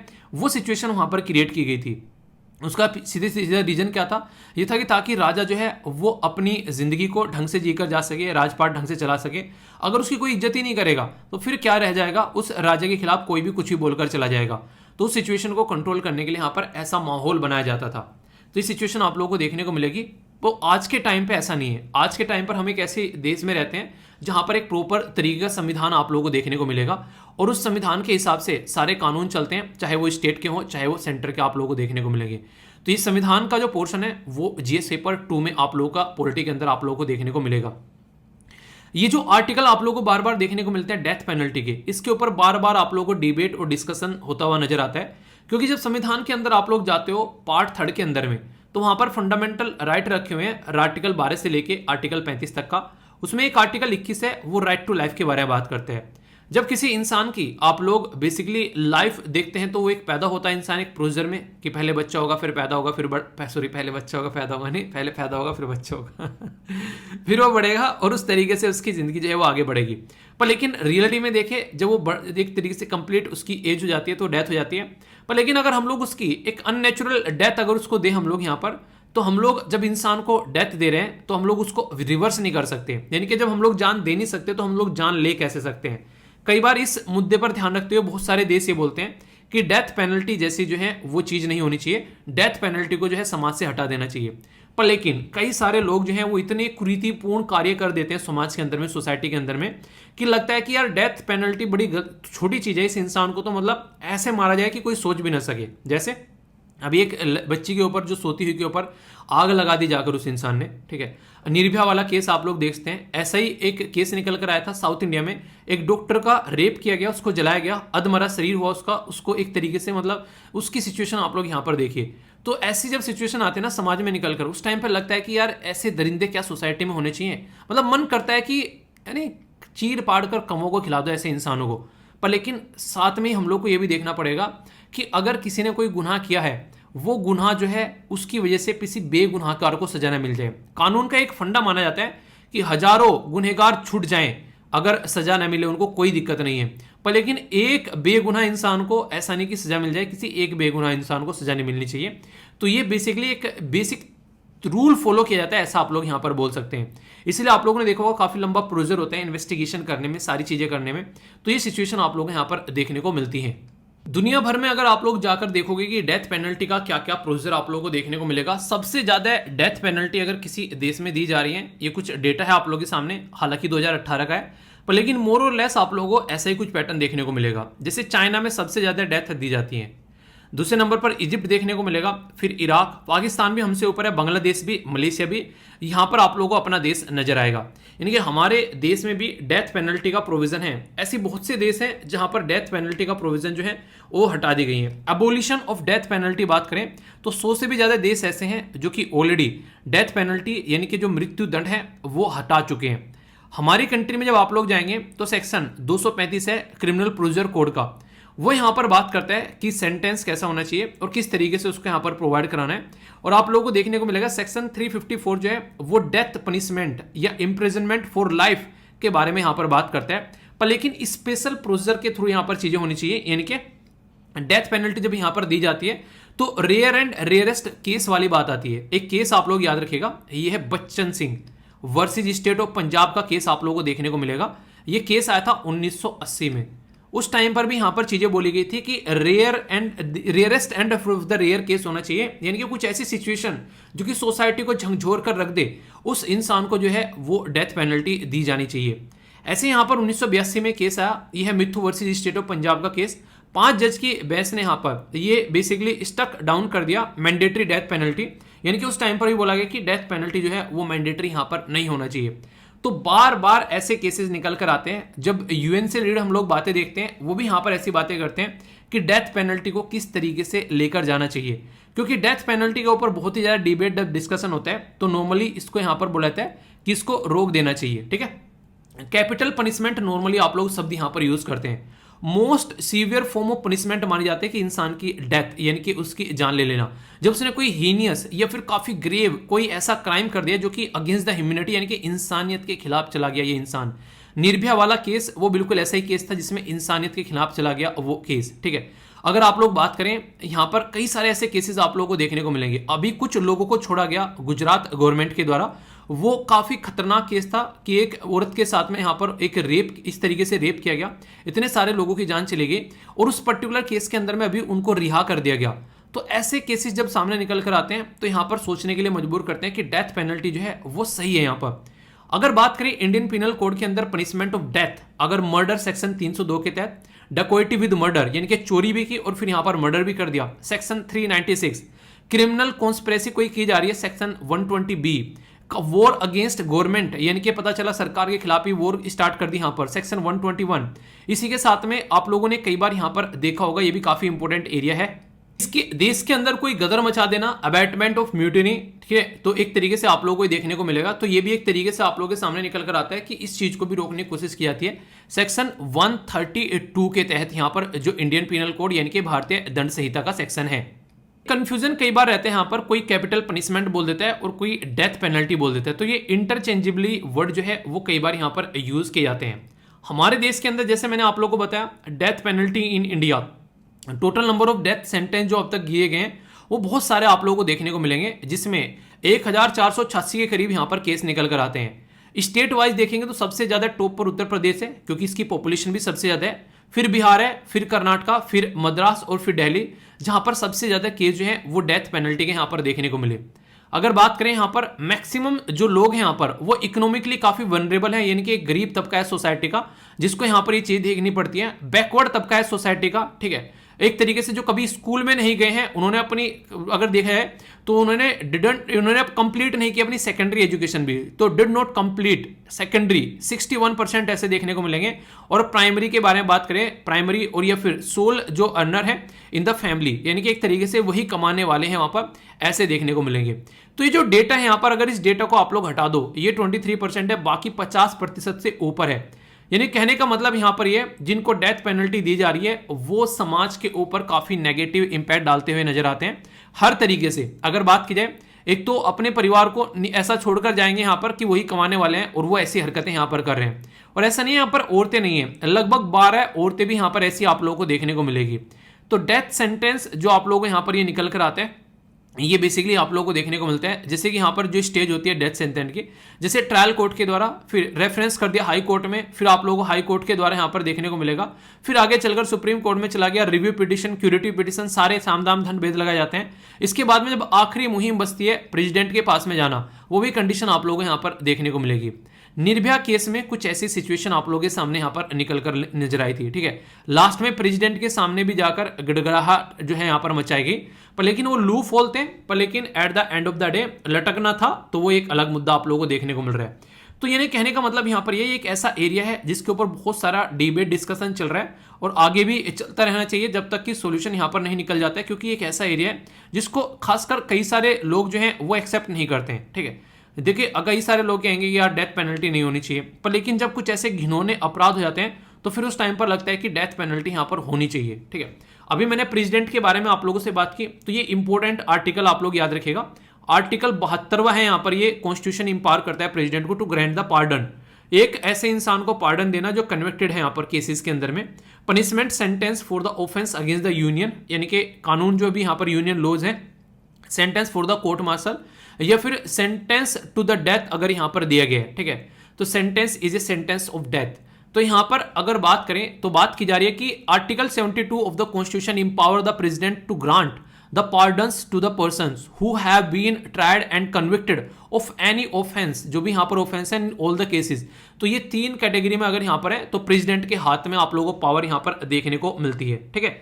तो यानी कि प्रेसिडेंट जो है वो लास्ट रिजोर्ट माने जाते हैं कि हाँ अब ये यहां पर बेसिकली छोड़ सकते हैं, इनके अलावा यहां पर चीजें आप लोगों को देखने को नहीं मिलेगी।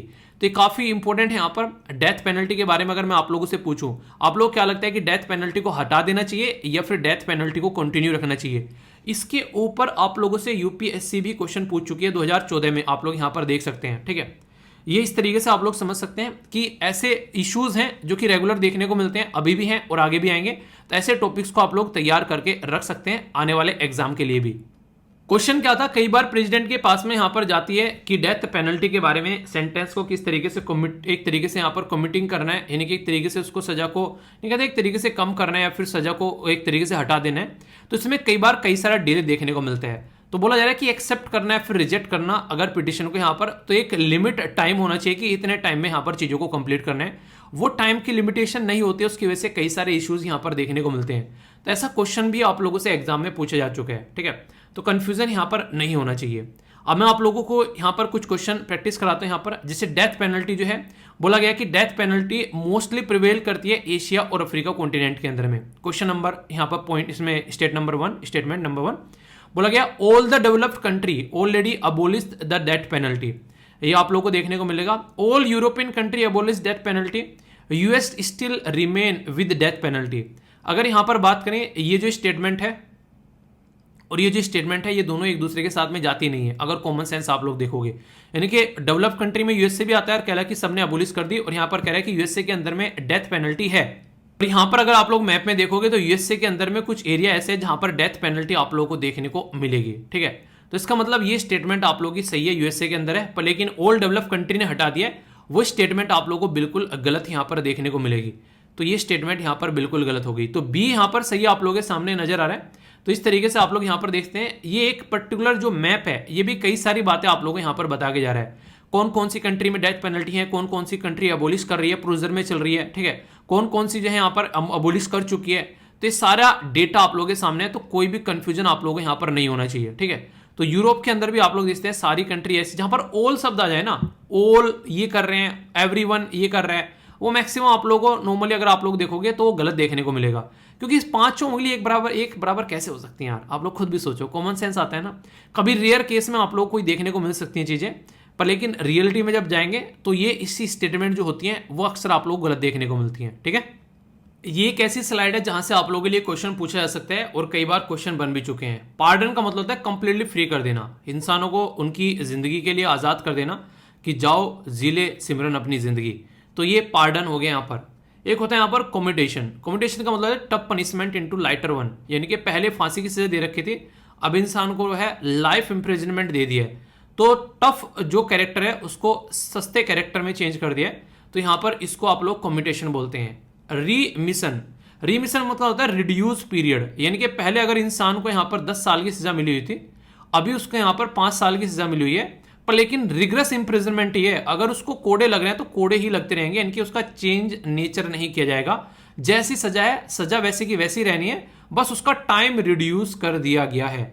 ये आप लोगों को देखने को मिलेगा। यहां पर क्या था, टफ पनिशमेंट था, ठीक है, इज इनटू लाइटर, यानी कि फांसी की सजा से उसको नॉर्मल सजा में कर दिया है। टाइम चेंज नहीं किया गया, यहां पर टाइम उतना ही रहने वाला है। यहां पर आप लोगों को देखने को मिलेगा टाइम चेंज कर दिया गया है। जो रिस्पाइट के बारे में बात की जाती है, ये लेसर सेंटेंस दे दिए जाते हैं in place of original one. जैसे कि मान लीजिए कोई ऐसी प्रेग्नेंट वुमेन है, ठीक है, वो यहां पर उसके अंदर है जेल के अंदर में, तो उसको थोड़ी सी सहूलियत मिल जाए, या फिर कोई डिसेबल पर्सन है उसको सहूलियत मिल जाए, तो उसके लिए यहाँ पर लेसर सेंटेंस दिया जाएगा जो ओरिजिनल था उसके कंपेयर में, ताकि ज़्यादा दिक्कत नहीं देखने को मिले, ठीक है।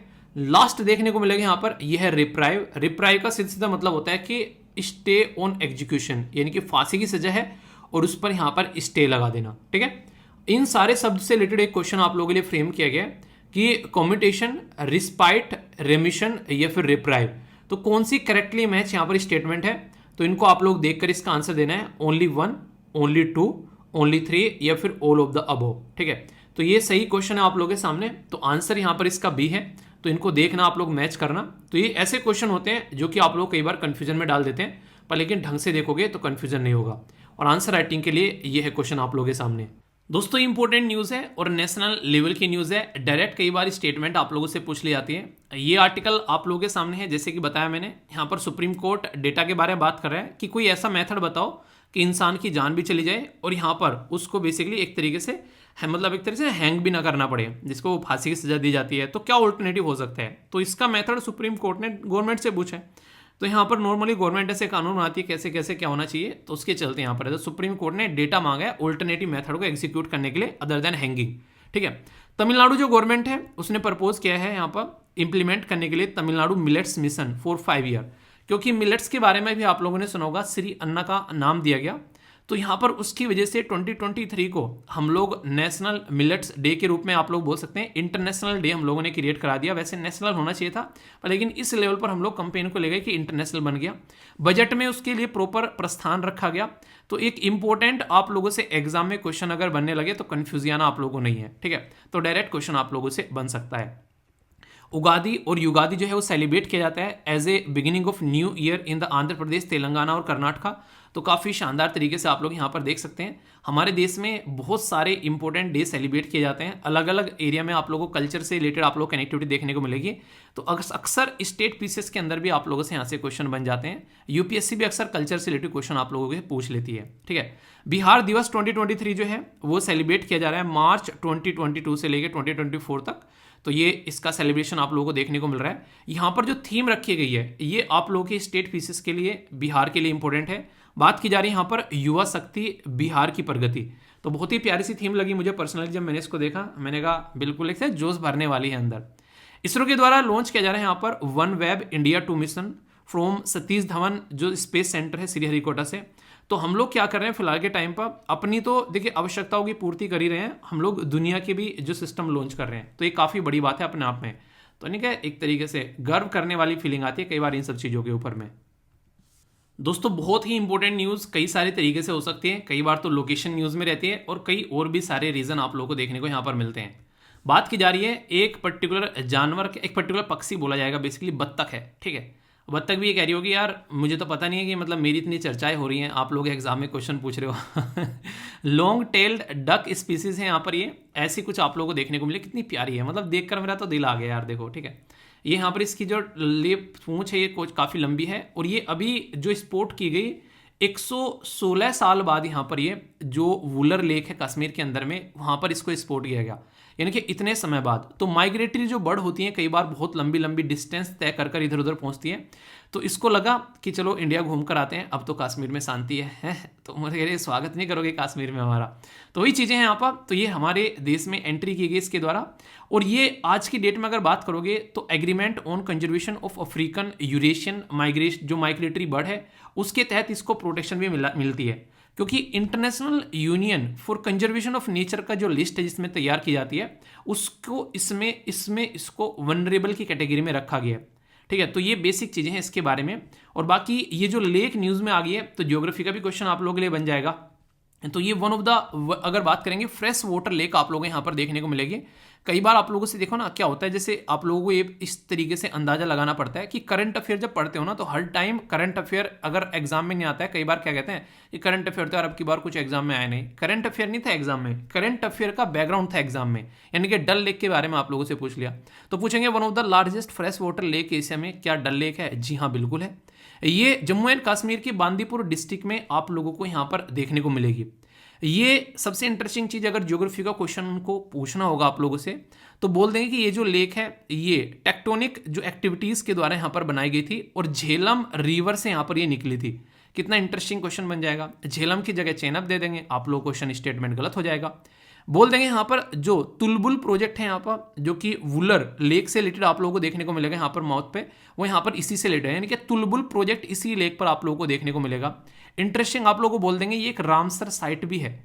तो सारे के सारे पॉइंट जो है स्टेटमेंट आप लोगों के सामने इसलिए कहते हैं कि छोटी छोटी सी बातें होती हैं, अक्सर पूछ ली आती है।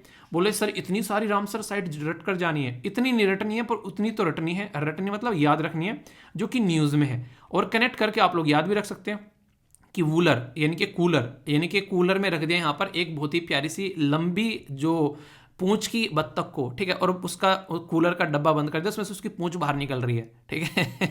तो कुछ भी तिकड़मबाजी लगो, जब पढ़ने बैठते हो ना ऐसे ऐसे थॉट्स माइंड में चलने लगते हैं ना बैकग्राउंड में, ये चीज़ें आप लोगों को याद रखने की जरूरत नहीं पड़ेगी। दिल से अगर पढ़ाई करोगे ना, मैं कसम से बोलता हूँ, चीज़ें आप लोग की आराम से याद रहने लगेगी। है कि नहीं? आप लोग खुद बताओ बताओ आप लोग कितने नंबर दोगे अगर इसकी सुंदरता के बारे में बात करें, इसकी क्यूटनेस के बारे में बात करें, बताइए आप लोग। ये न्यूज़ जो है थोड़ी सी दुखद घटना है, कई बार जो है इस तरीके की न्यूज़ देखने को मिलती है और डायरेक्ट नहीं इनडायरेक्ट वे में क्वेश्चन बनते हैं, जैसे कि 65 साल की जो महिला है उसको मार दिया गया यहाँ पर एक रॉयल बंगाल टाइगर ने अटैक कर कर। कहाँ पर? नुआपाड़ा और सोनापाड़ा जो यहाँ पर जो एक वाइल्ड लाइफ सेंचुरी है, इसके अंदर में यहाँ पर ये सिचुएशन देखने को मिली। तो ये क्वेश्चन तो नहीं पूछेंगे, भगवान इनकी आत्मा को शांति दे, ये क्वेश्चन आप लोगों से नहीं बनेगा कि ये पर्टिकुलर कहाँ पर है, पर ये जरूर क्वेश्चन बनेगा आप लोगों से कि सुनापाड़ा वाइल्ड लाइफ सेंचुरी जो है वो कहाँ पर है, ठीक है, सुनाबेड़ा बेसिकली। तो याद रखिएगा, इंटरेस्टिंग है, ये एक राज्य के अंदर नहीं है, ये उड़ीसा और जो छत्तीसगढ़ के जो एडजॉइनिंग एरिया है बेसिकली नुआपाड़ा डिस्ट्रिक्ट में आप लोगों को देखने को मिलती है। इसमें याद रख सकते हैं आप लोग, इसी के साथ में सीतांदी और इसी के साथ में उदी अभ्यारण्य से जुड़ा हुआ भी आप लोगों यानी कि जो सेंचुरीज है उससे जुड़ा हुआ भी यहाँ पर ये आप लोगों को देखने को मिलेगा। तो लोकेशन बेस्ड आप लोगों से वाइल्ड लाइफ सेंचुरी कई बार इनडायरेक्ट वे में न्यूज़ में होती है, तो क्वेश्चन बनते हैं बड़े प्यारे प्यारे। तो ये एक इंपॉर्टेंट न्यूज़ हो गई यहाँ पर। लेक भी कवर होगी ऊपर वाले में आप लोग की यहाँ पर, ठीक है, इस तरीके से आप लोग समझ सकते हैं। रामसर साइट भी कवर होगी यहाँ पर अगर देखा जाए तो। स्टेट लेवल की न्यूज़ है और डायरेक्ट क्वेश्चन भी आप लोगों से बन जाता है। अभी रिसेंटली पिछले 10 सालों का अगर आंकड़ा आप लोगों के सामने रखा जाए तो उन 10 सालों के अंदर में चेन्नई, दिल्ली, हैदराबाद, मुंबई के अंदर में फॉरेस्ट कवर जो है वो इंक्रीज हुआ है, यानी कि ऐसे एरिया में फॉरेस्ट कवर इंक्रीज हुआ है जो कि बहुत ही बड़े अपने आप में एक हब के तरीके से देखे जाते हैं। अगर यहाँ पर फॉरेस्ट कवर इंक्रीज हो रहा है तो ये अच्छी बात है, एक अप्रिशिएट करने वाली बात है। सुप्रीम कोर्ट के द्वारा अभी सेंटर से यहाँ पर स्टैंड मांगा गया है कि तेलंगाना के जो गवर्नर है वो बिल को डिले क्यों कर रहे हैं। कई बार ऐसी कंडीशन यहाँ पर देखने को मिलती है कि जो स्टेट गवर्नमेंट है वो बिल पास करना चाहती है, पर लेकिन गवर्नर साहब जो हैं वो उसके ऊपर टिक कर बैठ जाते हैं। टिक कर बैठना उसको मतलब सपोर्ट प्रोवाइड नहीं करा पाते हैं। तो यहाँ पर सीधा सीधा क्वेश्चन ये बनता है, तो क्या यहाँ पर जो इलेक्टेड गवर्नमेंट चुनकर आ रखी है तो उसका अस्तित्व क्या यहाँ पर रह गया, अगर ऐसी चीज़ें आप लोगों को यहाँ पर देखने को मिलती है। तो उसी के चलते बार बार बात की जाती है कि इस चीज़ को हम लोग को देखना चाहिए, और उसी के चलते यहाँ पर जब इस तरह की कंडीशन निकल के आती है तो फिर ये बोलते हैं कि गवर्नर की पोस्ट जो है वो कितनी ज़्यादा इंडिपेंडेंट है, तो ये आप लोगों को देखने को मिलेगा। तो गवर्नर जो है अगर यहाँ पर एक तरीके से ऐसा लगता है कई बार कि गवर्नर जो है वो क्या कर रहे हैं, वो यहाँ पर काम कर रहे हैं बिल्कुल ही सेंटर का वो नहीं होता नुमाइंदा बन के, तो वो चीज़ें आप लोगों को यहाँ पर देखने को मिलती है। तो इसलिए कुछ बातें ऐसी होती हैं जो आप लोग यहाँ पर याद रखते हैं। आर्टिकल 153 से लेकर 167 तक का गवर्नर आप लोगों को देखने को मिलेगा। पार्ट 6 के अंदर में गवर्नर के बारे में बात की जाती है। इंटरेस्टिंग क्वेश्चन क्या बन सकता है, 7th कॉन्स्टिट्यूशन अमेंडमेंट यानी कि संविधान में संशोधन किया गया था 1956 में। उससे पहले यहाँ पर एक राज्य का एक गवर्नर हुआ करता था, पर उसके बाद में लगा कि नहीं यार कई बार गवर्नर की कमी पड़ जाती है, तो एक गवर्नर जो है वो एक से ज़्यादा राज्य का भी बनाया जा सकता है। सिटीजन इंडियन होना चाहिए, 35 साल से पहले नहीं बन सकता, तो यहाँ पर ये एक इंपॉर्टेंट पॉइंट है आप लोगों का। और इसी के साथ में जो कंसर्न हाई कोर्ट है, यानी कि जिस भी राज्य में गवर्नर को अपॉइंट किया जाएगा उसके हाई कोर्ट जो रहेंगे उस हाई कोर्ट के चीफ जस्टिस जो हैं उनको ओथ दिलाएंगे। टेन्योर 5 साल का रहता है। बिल को एसेंट दे सकते हैं, विद होल्ड कर सकते हैं अपने एक तरीके से अपने पास में, ठीक है, रिटर्न कर सकते हैं और प्रेसिडेंट के लिए रिजर्व भी कर सकते हैं। तो यहाँ पर ये इनके पास में ऑप्शन होते हैं। उसको डिले किया जा रहा है यहाँ पर इनके द्वारा, तो कई बार विद होल्ड कर लिया एसेंट देने में, तो तब दिक्कत होती है कि अपने पास में पड़ा हुआ है बिल, तो ये सिचुएशन कई बार खराब होती है। तो इसलिए कहते हैं कि एक तरीके से क्लियर होना चाहिए कि क्या कॉन्सेप्ट है यहाँ पर, ताकि कम से कम काम जो है वो चलते रहें। एस्टिमेट लगाया जा रहा है कि 5.9 मिलियन टन लिथियम और जो है वो फाउंड की गई है। कहाँ पर? ये है बेसिकली सलाल हेमिनन, ठीक है। तो ये पर्टिकुलर मैंने आप लोगों से पूरी न्यूज़ काफ़ी तसल्ली में डिस्कस की थी। एक बच्चा कह रहा है सर ये न्यूज़ डिस्कस नहीं किया यार, ये इसको देखना आप लोग, बहुत ही तसल्ली में पूरी न्यूज़ जो है मैंने डिस्कस की थी जब यहाँ पर ये पाया था। अभी क्या करेंगे, इसके ऊपर स्टडी किएंगे बार बार, तो यहाँ पर बार बार आप लोगों के सामने निकल कर आएगा। और लोकेशन याद रख सकते हैं आप लोग, ये है सलाल हेमना, ठीक है। तो ये पर्टिकुलर एरिया कहाँ पर है, ये जम्मू एंड कश्मीर में लोकेटेड है। और लिथियम के लिए हम लोग बहुत ज़्यादा डिपेंडेंट थे कई सारे देशों के ऊपर, मैंने आप लोग को बताया भी था। सर्च करना एसएलवी पर जाकर लिथियम ट्रायंगल के बारे में मैंने आप लोगों को यहाँ पर समझाया था, या फिर एसएलवी पीडीएफ पर जाकर आप लोग सर्च कर लेना, वहाँ भी मैंने आप लोगों को एक्सप्लेन किया था लिथियम ट्रायंगल के बारे में। जाकर आप लोग देखोगे तो डिटेल में यहाँ पर आप लोगों के सामने चीज़ें खुलकर आ जाएंगी, ठीक है। तो एग्जैक्ट देख सकते हैं आप लोग यहाँ पर ये सारी चीज़ें पढ़ा रखी है। तो लिथियम अभी रिसेंटली बहुत ज़्यादा न्यूज़ में था, तो क्वेश्चन बने तो कन्फ्यूज आना नहीं है। तमिलनाडु के जो गवर्नर साहब के द्वारा अनाउंस की गई बहुत बड़ी बात, खासकर अभी देखो ये एक तरीके सॉरी तमिलनाडु में जो गवर्नमेंट के द्वारा अनाउंस किया गया बजट के अंदर में कि मंथली महिलाओं को यहाँ पर 10,000 रुपये देने की बात की जा रही है, ठीक है। तो महिला का जो प्रमुख होता है मानसिक एक तरीके से उनको सपोर्ट प्रोवाइड कराने की बात की जा रही है। तो ये एक तरीके से वुमेन एम्पावरमेंट की तरीके से भी देखा जा सकता है, ठीक है। क्वेश्चन बने तो याद रख सकते हैं आप लोग इसको, यहां से डायरेक्ट क्वेश्चन बन सकते हैं। वैसे न्यूज़ में थोड़ा सा और डिटेल में आप लोगों से डिस्कस करूंगा एक आध दिन के अंदर में। Prime minister of Japan India की विजिट पर थे, तो उनको हमारे देश के द्वारा basically prime minister Modi ji के द्वारा सैंडलवुड बुद्धा जी की स्टेचू जो है यहाँ पर उनको अर्पित की गई, यानी कि उनको दी गई एज ए गिफ्ट के तौर पर, ठीक है। आप लोग यहाँ पर देख सकते हैं ये कुछ इस तरीके से बनाई गई यहाँ पर एक स्टेचू यहाँ पर आप लोगों को देखने को मिल रही है। ये काफ़ी इंपॉर्टेंट है यहाँ पर। अगर आप लोग बात करें अगर खांसी के टाइम पर यहाँ पर कहीं ना कहीं बहुत ज़्यादा न्यूज़ में था यहाँ पर। आप लोगों ने अल्लू अर्जुन की मूवी देखी होगी जो कि शानदार मूवी थी, नाम क्या है, पुष्पा पुष्पा राज। तो उसमें जो तस्करी की जाती है वो इसी की जाती है। तो इसके चलते चंदन की लकड़ी के बारे में बेसिकली यहाँ पर बात की जा रही है। तो उससे बनी हुई यहाँ पर स्टेचू, तो शानदार तरीके से गिफ्ट जो है जापान के प्राइम मिनिस्टर साहब को यहाँ पर दिया गया है। और यहाँ पर आप लोगों ने देखा ये गोलगप्पे खाते हुए भी देश के अंदर में नजर आए। ध्यान मुद्रा में है बुद्धा जी, तो ये आप लोगों से क्वेश्चन बनते हैं इस तरीके के, अंडर द बोधि ट्री जहाँ से ज्ञान की प्राप्ति हुई थी। इसी के साथ में यहाँ पर ये अगर बात करें तो आज की डेट में सैंडलवुड के बारे में बात की जा रही है। China, India, Indonesia, Australia, Philippine में आप लोगों को देखने को मिलता है। हमारे देश में सबसे ज़्यादा आंध्र प्रदेश, तेलंगाना, बिहार, गुजरात, कर्नाटका, मध्य प्रदेश, महाराष्ट्र और तमिलनाडु में आप लोगों को ये चीज़ें देखने को मिलती है। तो सैंडलवुड जो है एक ड्राई डेसिडियस फॉरेस्ट है, जो कि आप लोगों से क्वेश्चन पूछा सकता है किस कैटेगरी में यहाँ पर आता है। तो हमारे और जापान की कल्चर को कनेक्टिविटी एक तरीके से बनाने की कोशिश यहाँ पर की गई।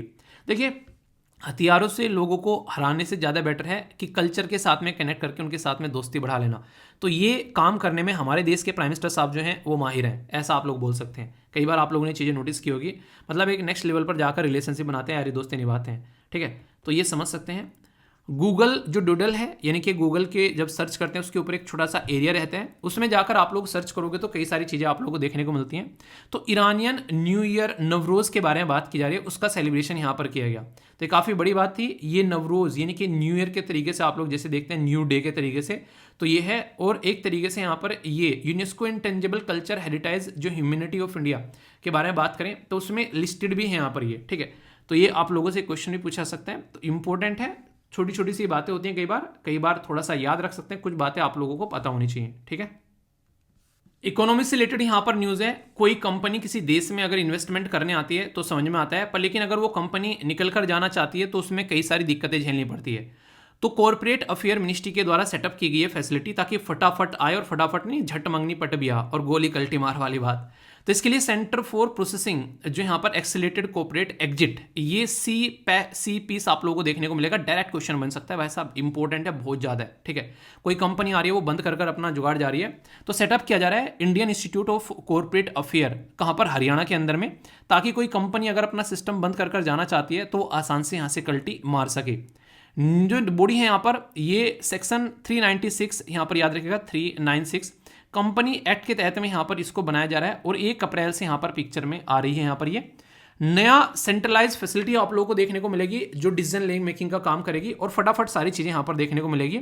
अब यहाँ पर ऐसा नहीं कि रजिस्ट्रार ऑफ द कंपनीज के पास में जाओ, सारी चीज़ें सेटल करो तब चीज़ें होगी। अब यहाँ पर आसान रहेगा, तो अच्छा है ना। कोई कंपनी अगर अपना सिस्टम खोलना चाहती है तो फटाफट खोल ले, निकलना चाहते हो तो फटाफट निकले, उसकी इच्छा के ऊपर रहे, ये ना पकड़ के बैठे हुए यहाँ पर, ये ठीक है, वो कंडीशन नहीं होनी चाहिए। इंडिया के अंदर में इन्फ्लेशन के बारे में बात करें तो वो हाई है। अगर बात करें अभी रिसेंटली आरबीआई के द्वारा ये बताया जा रहा है ग्रोथ प्रोस्पेक्टिव पॉजिटिव के अंदर में, तो पूछे यहाँ पर कि कौन यहाँ पर इसके बारे में अभी इन्फॉर्मेशन दे रहा है, तो आरबीआई के द्वारा बताया गया। पर लेकिन अगर ग्रोथ प्रोस्पेक्टिव के बारे में बात करें तो पॉजिटिव देखने को मिलेगा। Second G20 sustainable finance working group की मीटिंग जो है वो उदयपुर के अंदर आप लोगों को देखने को मिल रही है, ठीक है। तो ये उदयपुर बेसिकली इंपॉर्टेंट लोकेशन हो जाता है इस तरीके से, जहां पर भी कोई मीटिंग होती है, और इंपॉर्टेंट लोकेशन बेस्ड क्वेश्चन भी आप लोगों से बनते हैं। फिर वर्ल्ड लेवल की कुछ न्यूज़ इंपॉर्टेंट है। एक तो दुर्घटना आप लोगों को देखने को मिली, 6.6 मैग्नीट्यूड का अर्थक्वेक अफगानिस्तान में इसका सेंटर निकल कर आया, और एनसीआर में भी यहाँ पर कई सारे आप लोगों को एक तरीके से झटके फेस करने को मिले आप लोगों को यहाँ पर। किस किस ने झटका फेल किया था, मतलब फेस किया था, बताइएगा। फ्रांस के अंदर में अगर बात करें, अभी बात की जा रही है किसके चलते यहाँ पर रिटायरमेंट की एज अभी 62 यानी कि 62 है, उसको बढ़ा के 64 करने की बात की जा रही है। पर लेकिन कंट्रोवर्सी में चल रही है चीज़ें, इसकी वजह से पास भी नहीं हो पा रहा है, फेल हो गए पास कराने में बिल को। 26th एडिशन जिसका नाम है यहाँ पर एलिवेट, ये एक तरीके का एक आप लोग बोल सकते हैं एक ऑर्गेनाइज, एक तरीका, एक क्या बोला जाए, मतलब एक सिस्टम है जो कि ऑर्गेनाइज कराया था दुबई के अंदर में। इसमें स्टार्टअप पार्टिसिपेट करते हैं, यानी कि स्टार्टअप कॉम्पिटिशन आप लोग इसको बोल सकते हैं। 6 इंडियन स्टार्टअप के द्वारा पार्टिसिपेट किया गया और विनर रहे यहाँ पर नेशनल स्टार्टअप अवार्ड के लिए यहाँ पर, ठीक है। अगर बात करें जापान प्राइम मिनिस्टर कसीदो, ठीक है, तो वो अभी इंडिया के अंदर में है, ठीक है। आप लोगों ने देखा विजिट के यहाँ पर बूचा एक टाउन है यहाँ पर, उनके द्वारा अभी यहाँ पर मतलब इंडिया से अभी यहाँ पर पहुंचे कहाँ पर, यूक्रेन के अंदर में, और बूचा टाउन को विजिट किया। और ये वही बूचा टाउन है जो डिस्कस किया था कि बोला जाता है रशिया ने इसको बर्बाद कर दिया।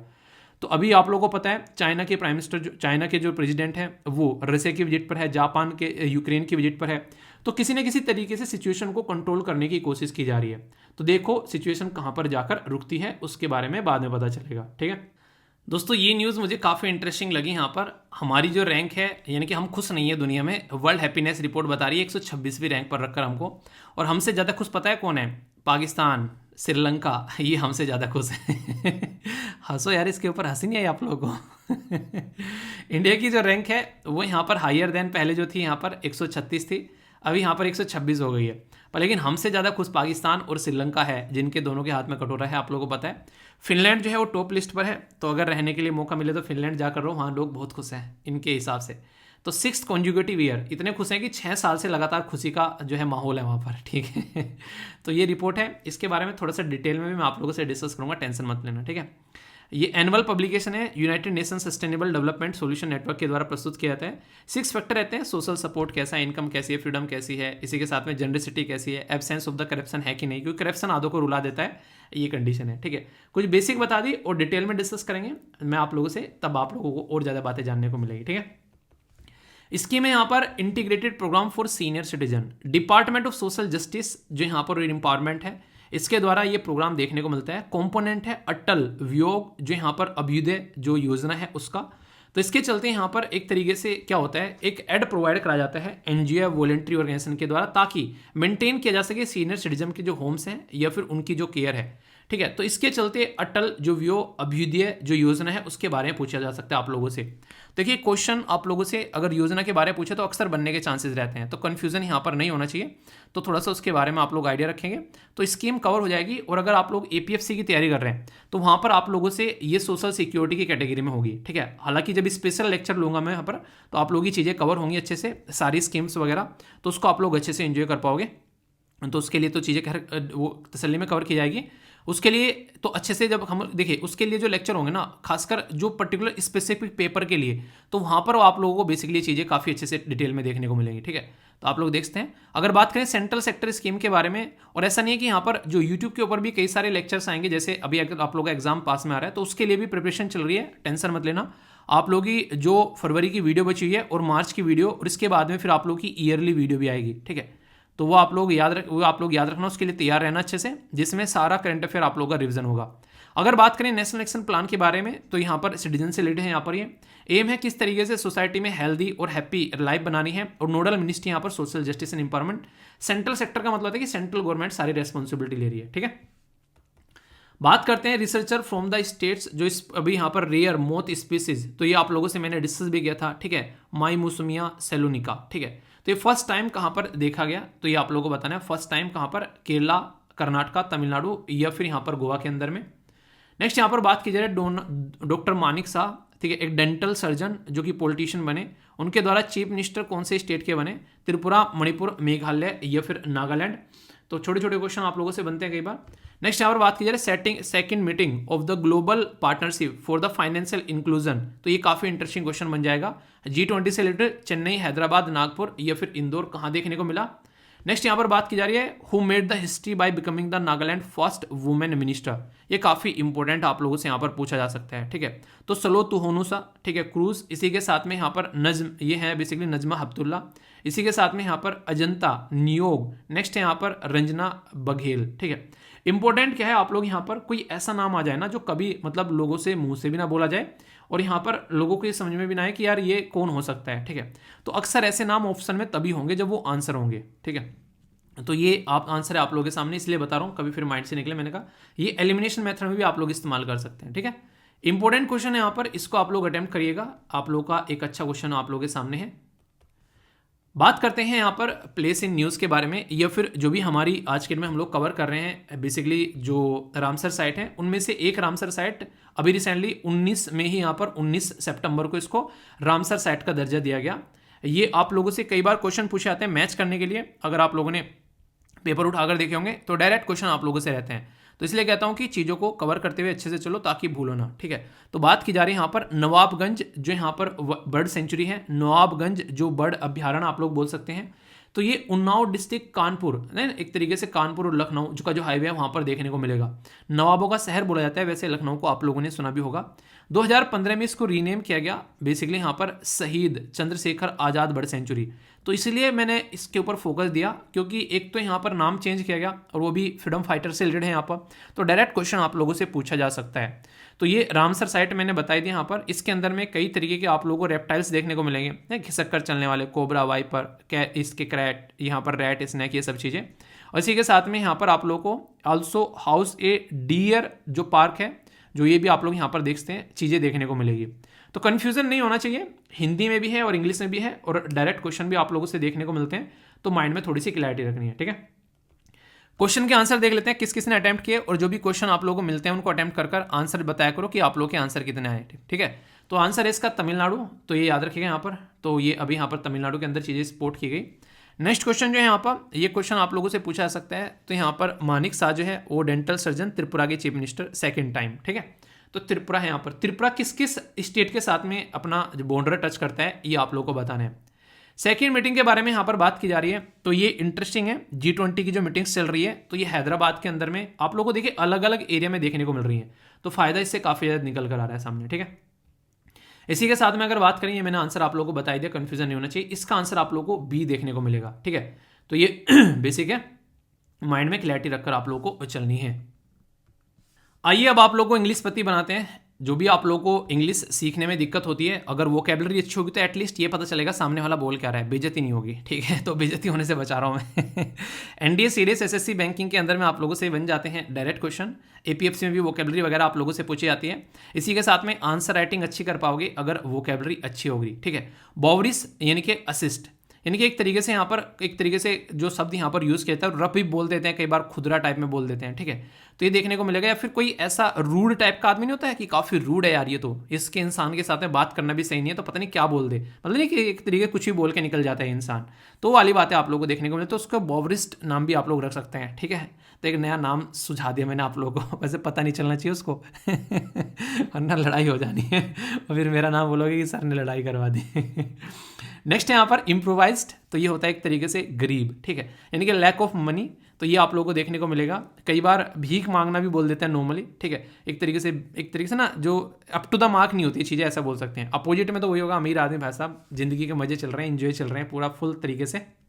नेक्स्ट यहाँ पे बात की जा रही है रेनेसेंस, यानी कि एक नवयुग, एक कहते हैं नए युग की स्टार, या पुराने चीज़ों से रिवाइव कर कर आगे बढ़ना, पूर्णाधार, पुनर्जन्म, ये सारे पूर्ण उत्थान, ये सारी चीज़ें जो हैं ये रेनेसां आप लोगों ने हिस्ट्री के अंदर में पढ़ा होगा, ठीक है। कई बार ऐसा पीरियड आता है जब एक जगह से दूसरी जगह पर ट्रांजिशन फेज होता है ना, तो उसको रेनेसां पीरियड बोलते हैं कि फिर से चीज़ें उठ खड़ी हुई हैं और फिर से सही डायरेक्शन में चल रही हैं, ठीक है। नेक्स्ट यहाँ पर बात करें नोज डाइव, यानी कि नाक से बोलो कि कहीं मार मार कर पतन कर दिया, नहीं नाक कटवा दी तो याद रखने के लिए अच्छा है यहाँ पर, तो इसको याद रख सकते हैं नोज डाइव के नाम से। तो ये होता है एक तरीके से गोता मारना बोल सकते हैं, किसी चीज़ में गिरना, डूब जाना, ठीक है, किसी चीज़ का पतन हो जाना भी आप लोग यहाँ पर इसको बोल सकते हैं। लेनिटी, ये एक तरीके से यहाँ पर अच्छा शब्द है। यहाँ पर अगर बात करें किसी के लिए सहानुभूति, दया दिखाना, क्षमा करना किसी को, नहीं काफ़ी लीनियंट पर्सन है यार, उसको गुस्सा ही नहीं आता है, कुछ भी बोल लो, पर हाँ इतना भी नहीं कि बेइज्जती कर दो, फिर तो उठा उठा कर पटकेगा, ठीक है। तो ये है। कल एक बच्चे के द्वारा बहुत ही अच्छे से सेंटेंस फॉर्मेशन किया गया, और देखो कोई भी माँ के पेट से सीख के नहीं आता है, ट्राई करोगे तो आप लोग आराम से कर सकते हो, तो टेंशन मत लेना, अच्छे से काम करो, ठीक है। एक बच्चा कह रहा है कि सर इंग्लिश की और अकाउंट की क्लास क्यों नहीं चल रही है, बाकी 4 क्लास डेली चल रही हैं, पहले वो कंप्लीट कर लो। इंग्लिश की जो टीचर हैं बड़े ही शानदार टीचर हैं, थोड़ा सा बिजी हैं अभी, उनकी क्लासेस तुरंत आप लोगों की लगेगी और सेम काम अकाउंट के साथ में है, ठीक है। अकाउंट की क्लास जल्दी होने वाली है और आई जो आप लोग का इंडस्ट्रियल रिलेशन लेबर लॉज है उसकी अभी क्लास स्टार्ट करता हूँ, क्योंकि उसकी कई सारी क्लास हो चुकी हैं और क्लास स्टार्ट करते हैं, ज़्यादा पोर्शन नहीं है उसमें बेसिकली, ठीक है। तो जल्दी खत्म हो जाएगा सब्जेक्ट। बाकी पॉलिटी की आप लोगों की मैं क्लास ले ही रहा हूँ और सारी क्लासेस चल रही हैं आराम से। तो सिलेबस बोला आप लोग को, उस चीज़ का ट्रस्ट रखें, सिलेबस आप लोग को कंप्लीट किया जाएगा एक एक पॉइंट, ठीक है, और वो भी तसल्ली के साथ में। तो इस तरीके से आप लोग एंजॉय करें। एक बच्चा कह रहा है सर साइंस जो पढ़ाई मैम पढ़ा रही है सर मतलब दिल खुश कर दिया। देखो यार, जो टीचर ना अपना फुल मेहनत करेंगे, ठीक है, इसीलिए खोजने में थोड़ा टाइम लगता है कई बार अच्छे टीचर, पर लेकिन वो तसल्ली कर देंगे आप लोग की। साइंस वाले हो गए, मैथ्स वाले टीचर हो गए, इकोनॉमी वाले टीचर हो गए, नॉर्मली नहीं देखने को मिलेगा आप लोगों को अगर चीज़ों को मैनेज करके अच्छे से चलोगे। जहाँ पर भी आप लोगों को डाउट होगा उनको बताना। कुछ चीज़ें ऐसी होंगी कि एक तरीके से ना कई बार डाउट रहता है चीज़ों को, तो डाउट सेशन भी आप लोगों के लगवा दिए जाएंगे, ठीक है। तो उसके लिए तसल्ली में रहना, अभी थोड़ा सा सिलेबस कवर कर लो अपना अच्छे से, फिर डाउट सेशन भी आप लोगों के होने स्टार्ट होंगे तो अच्छे से आप लोग काम कर पाओगे। बाकी टाइम पर पहुंच जाया करो। आप लोगों को टेलीग्राम पर भी नोटिफिकेशन मिल जाता है और ऐप पर भी बेल आइकन पर जाकर चेक कर लिया करो, नोटिफिकेशन आप लोगों को मिल जाते हैं। पीडीएफ इस लेक्चर की और सारी आप लोगों को टेलीग्राम पर भी मिल जाती है और यहाँ पर आप लोगों को ऐप के ऊपर भी तो अच्छे से एंजॉय कर सकते हैं। फीडबैक जरूर दे दिया करो, जैसा भी लेक्चर लगता है अच्छा है बुरा, उससे मुझे पता चलता रहता है कि आप लोगों को क्या सोच रहे हैं लेक्चर के बारे में। तो नेक्स्ट लेक्चर मिलता हो, तब तक अपना ध्यान रखिए। बड़ों को नमस्ते, छोटों को प्यार, छोटी सी लाइफ एंजॉय करार। मिलता हूं नेक्स्ट वीडियो में, तब तक के लिए जय हिंद।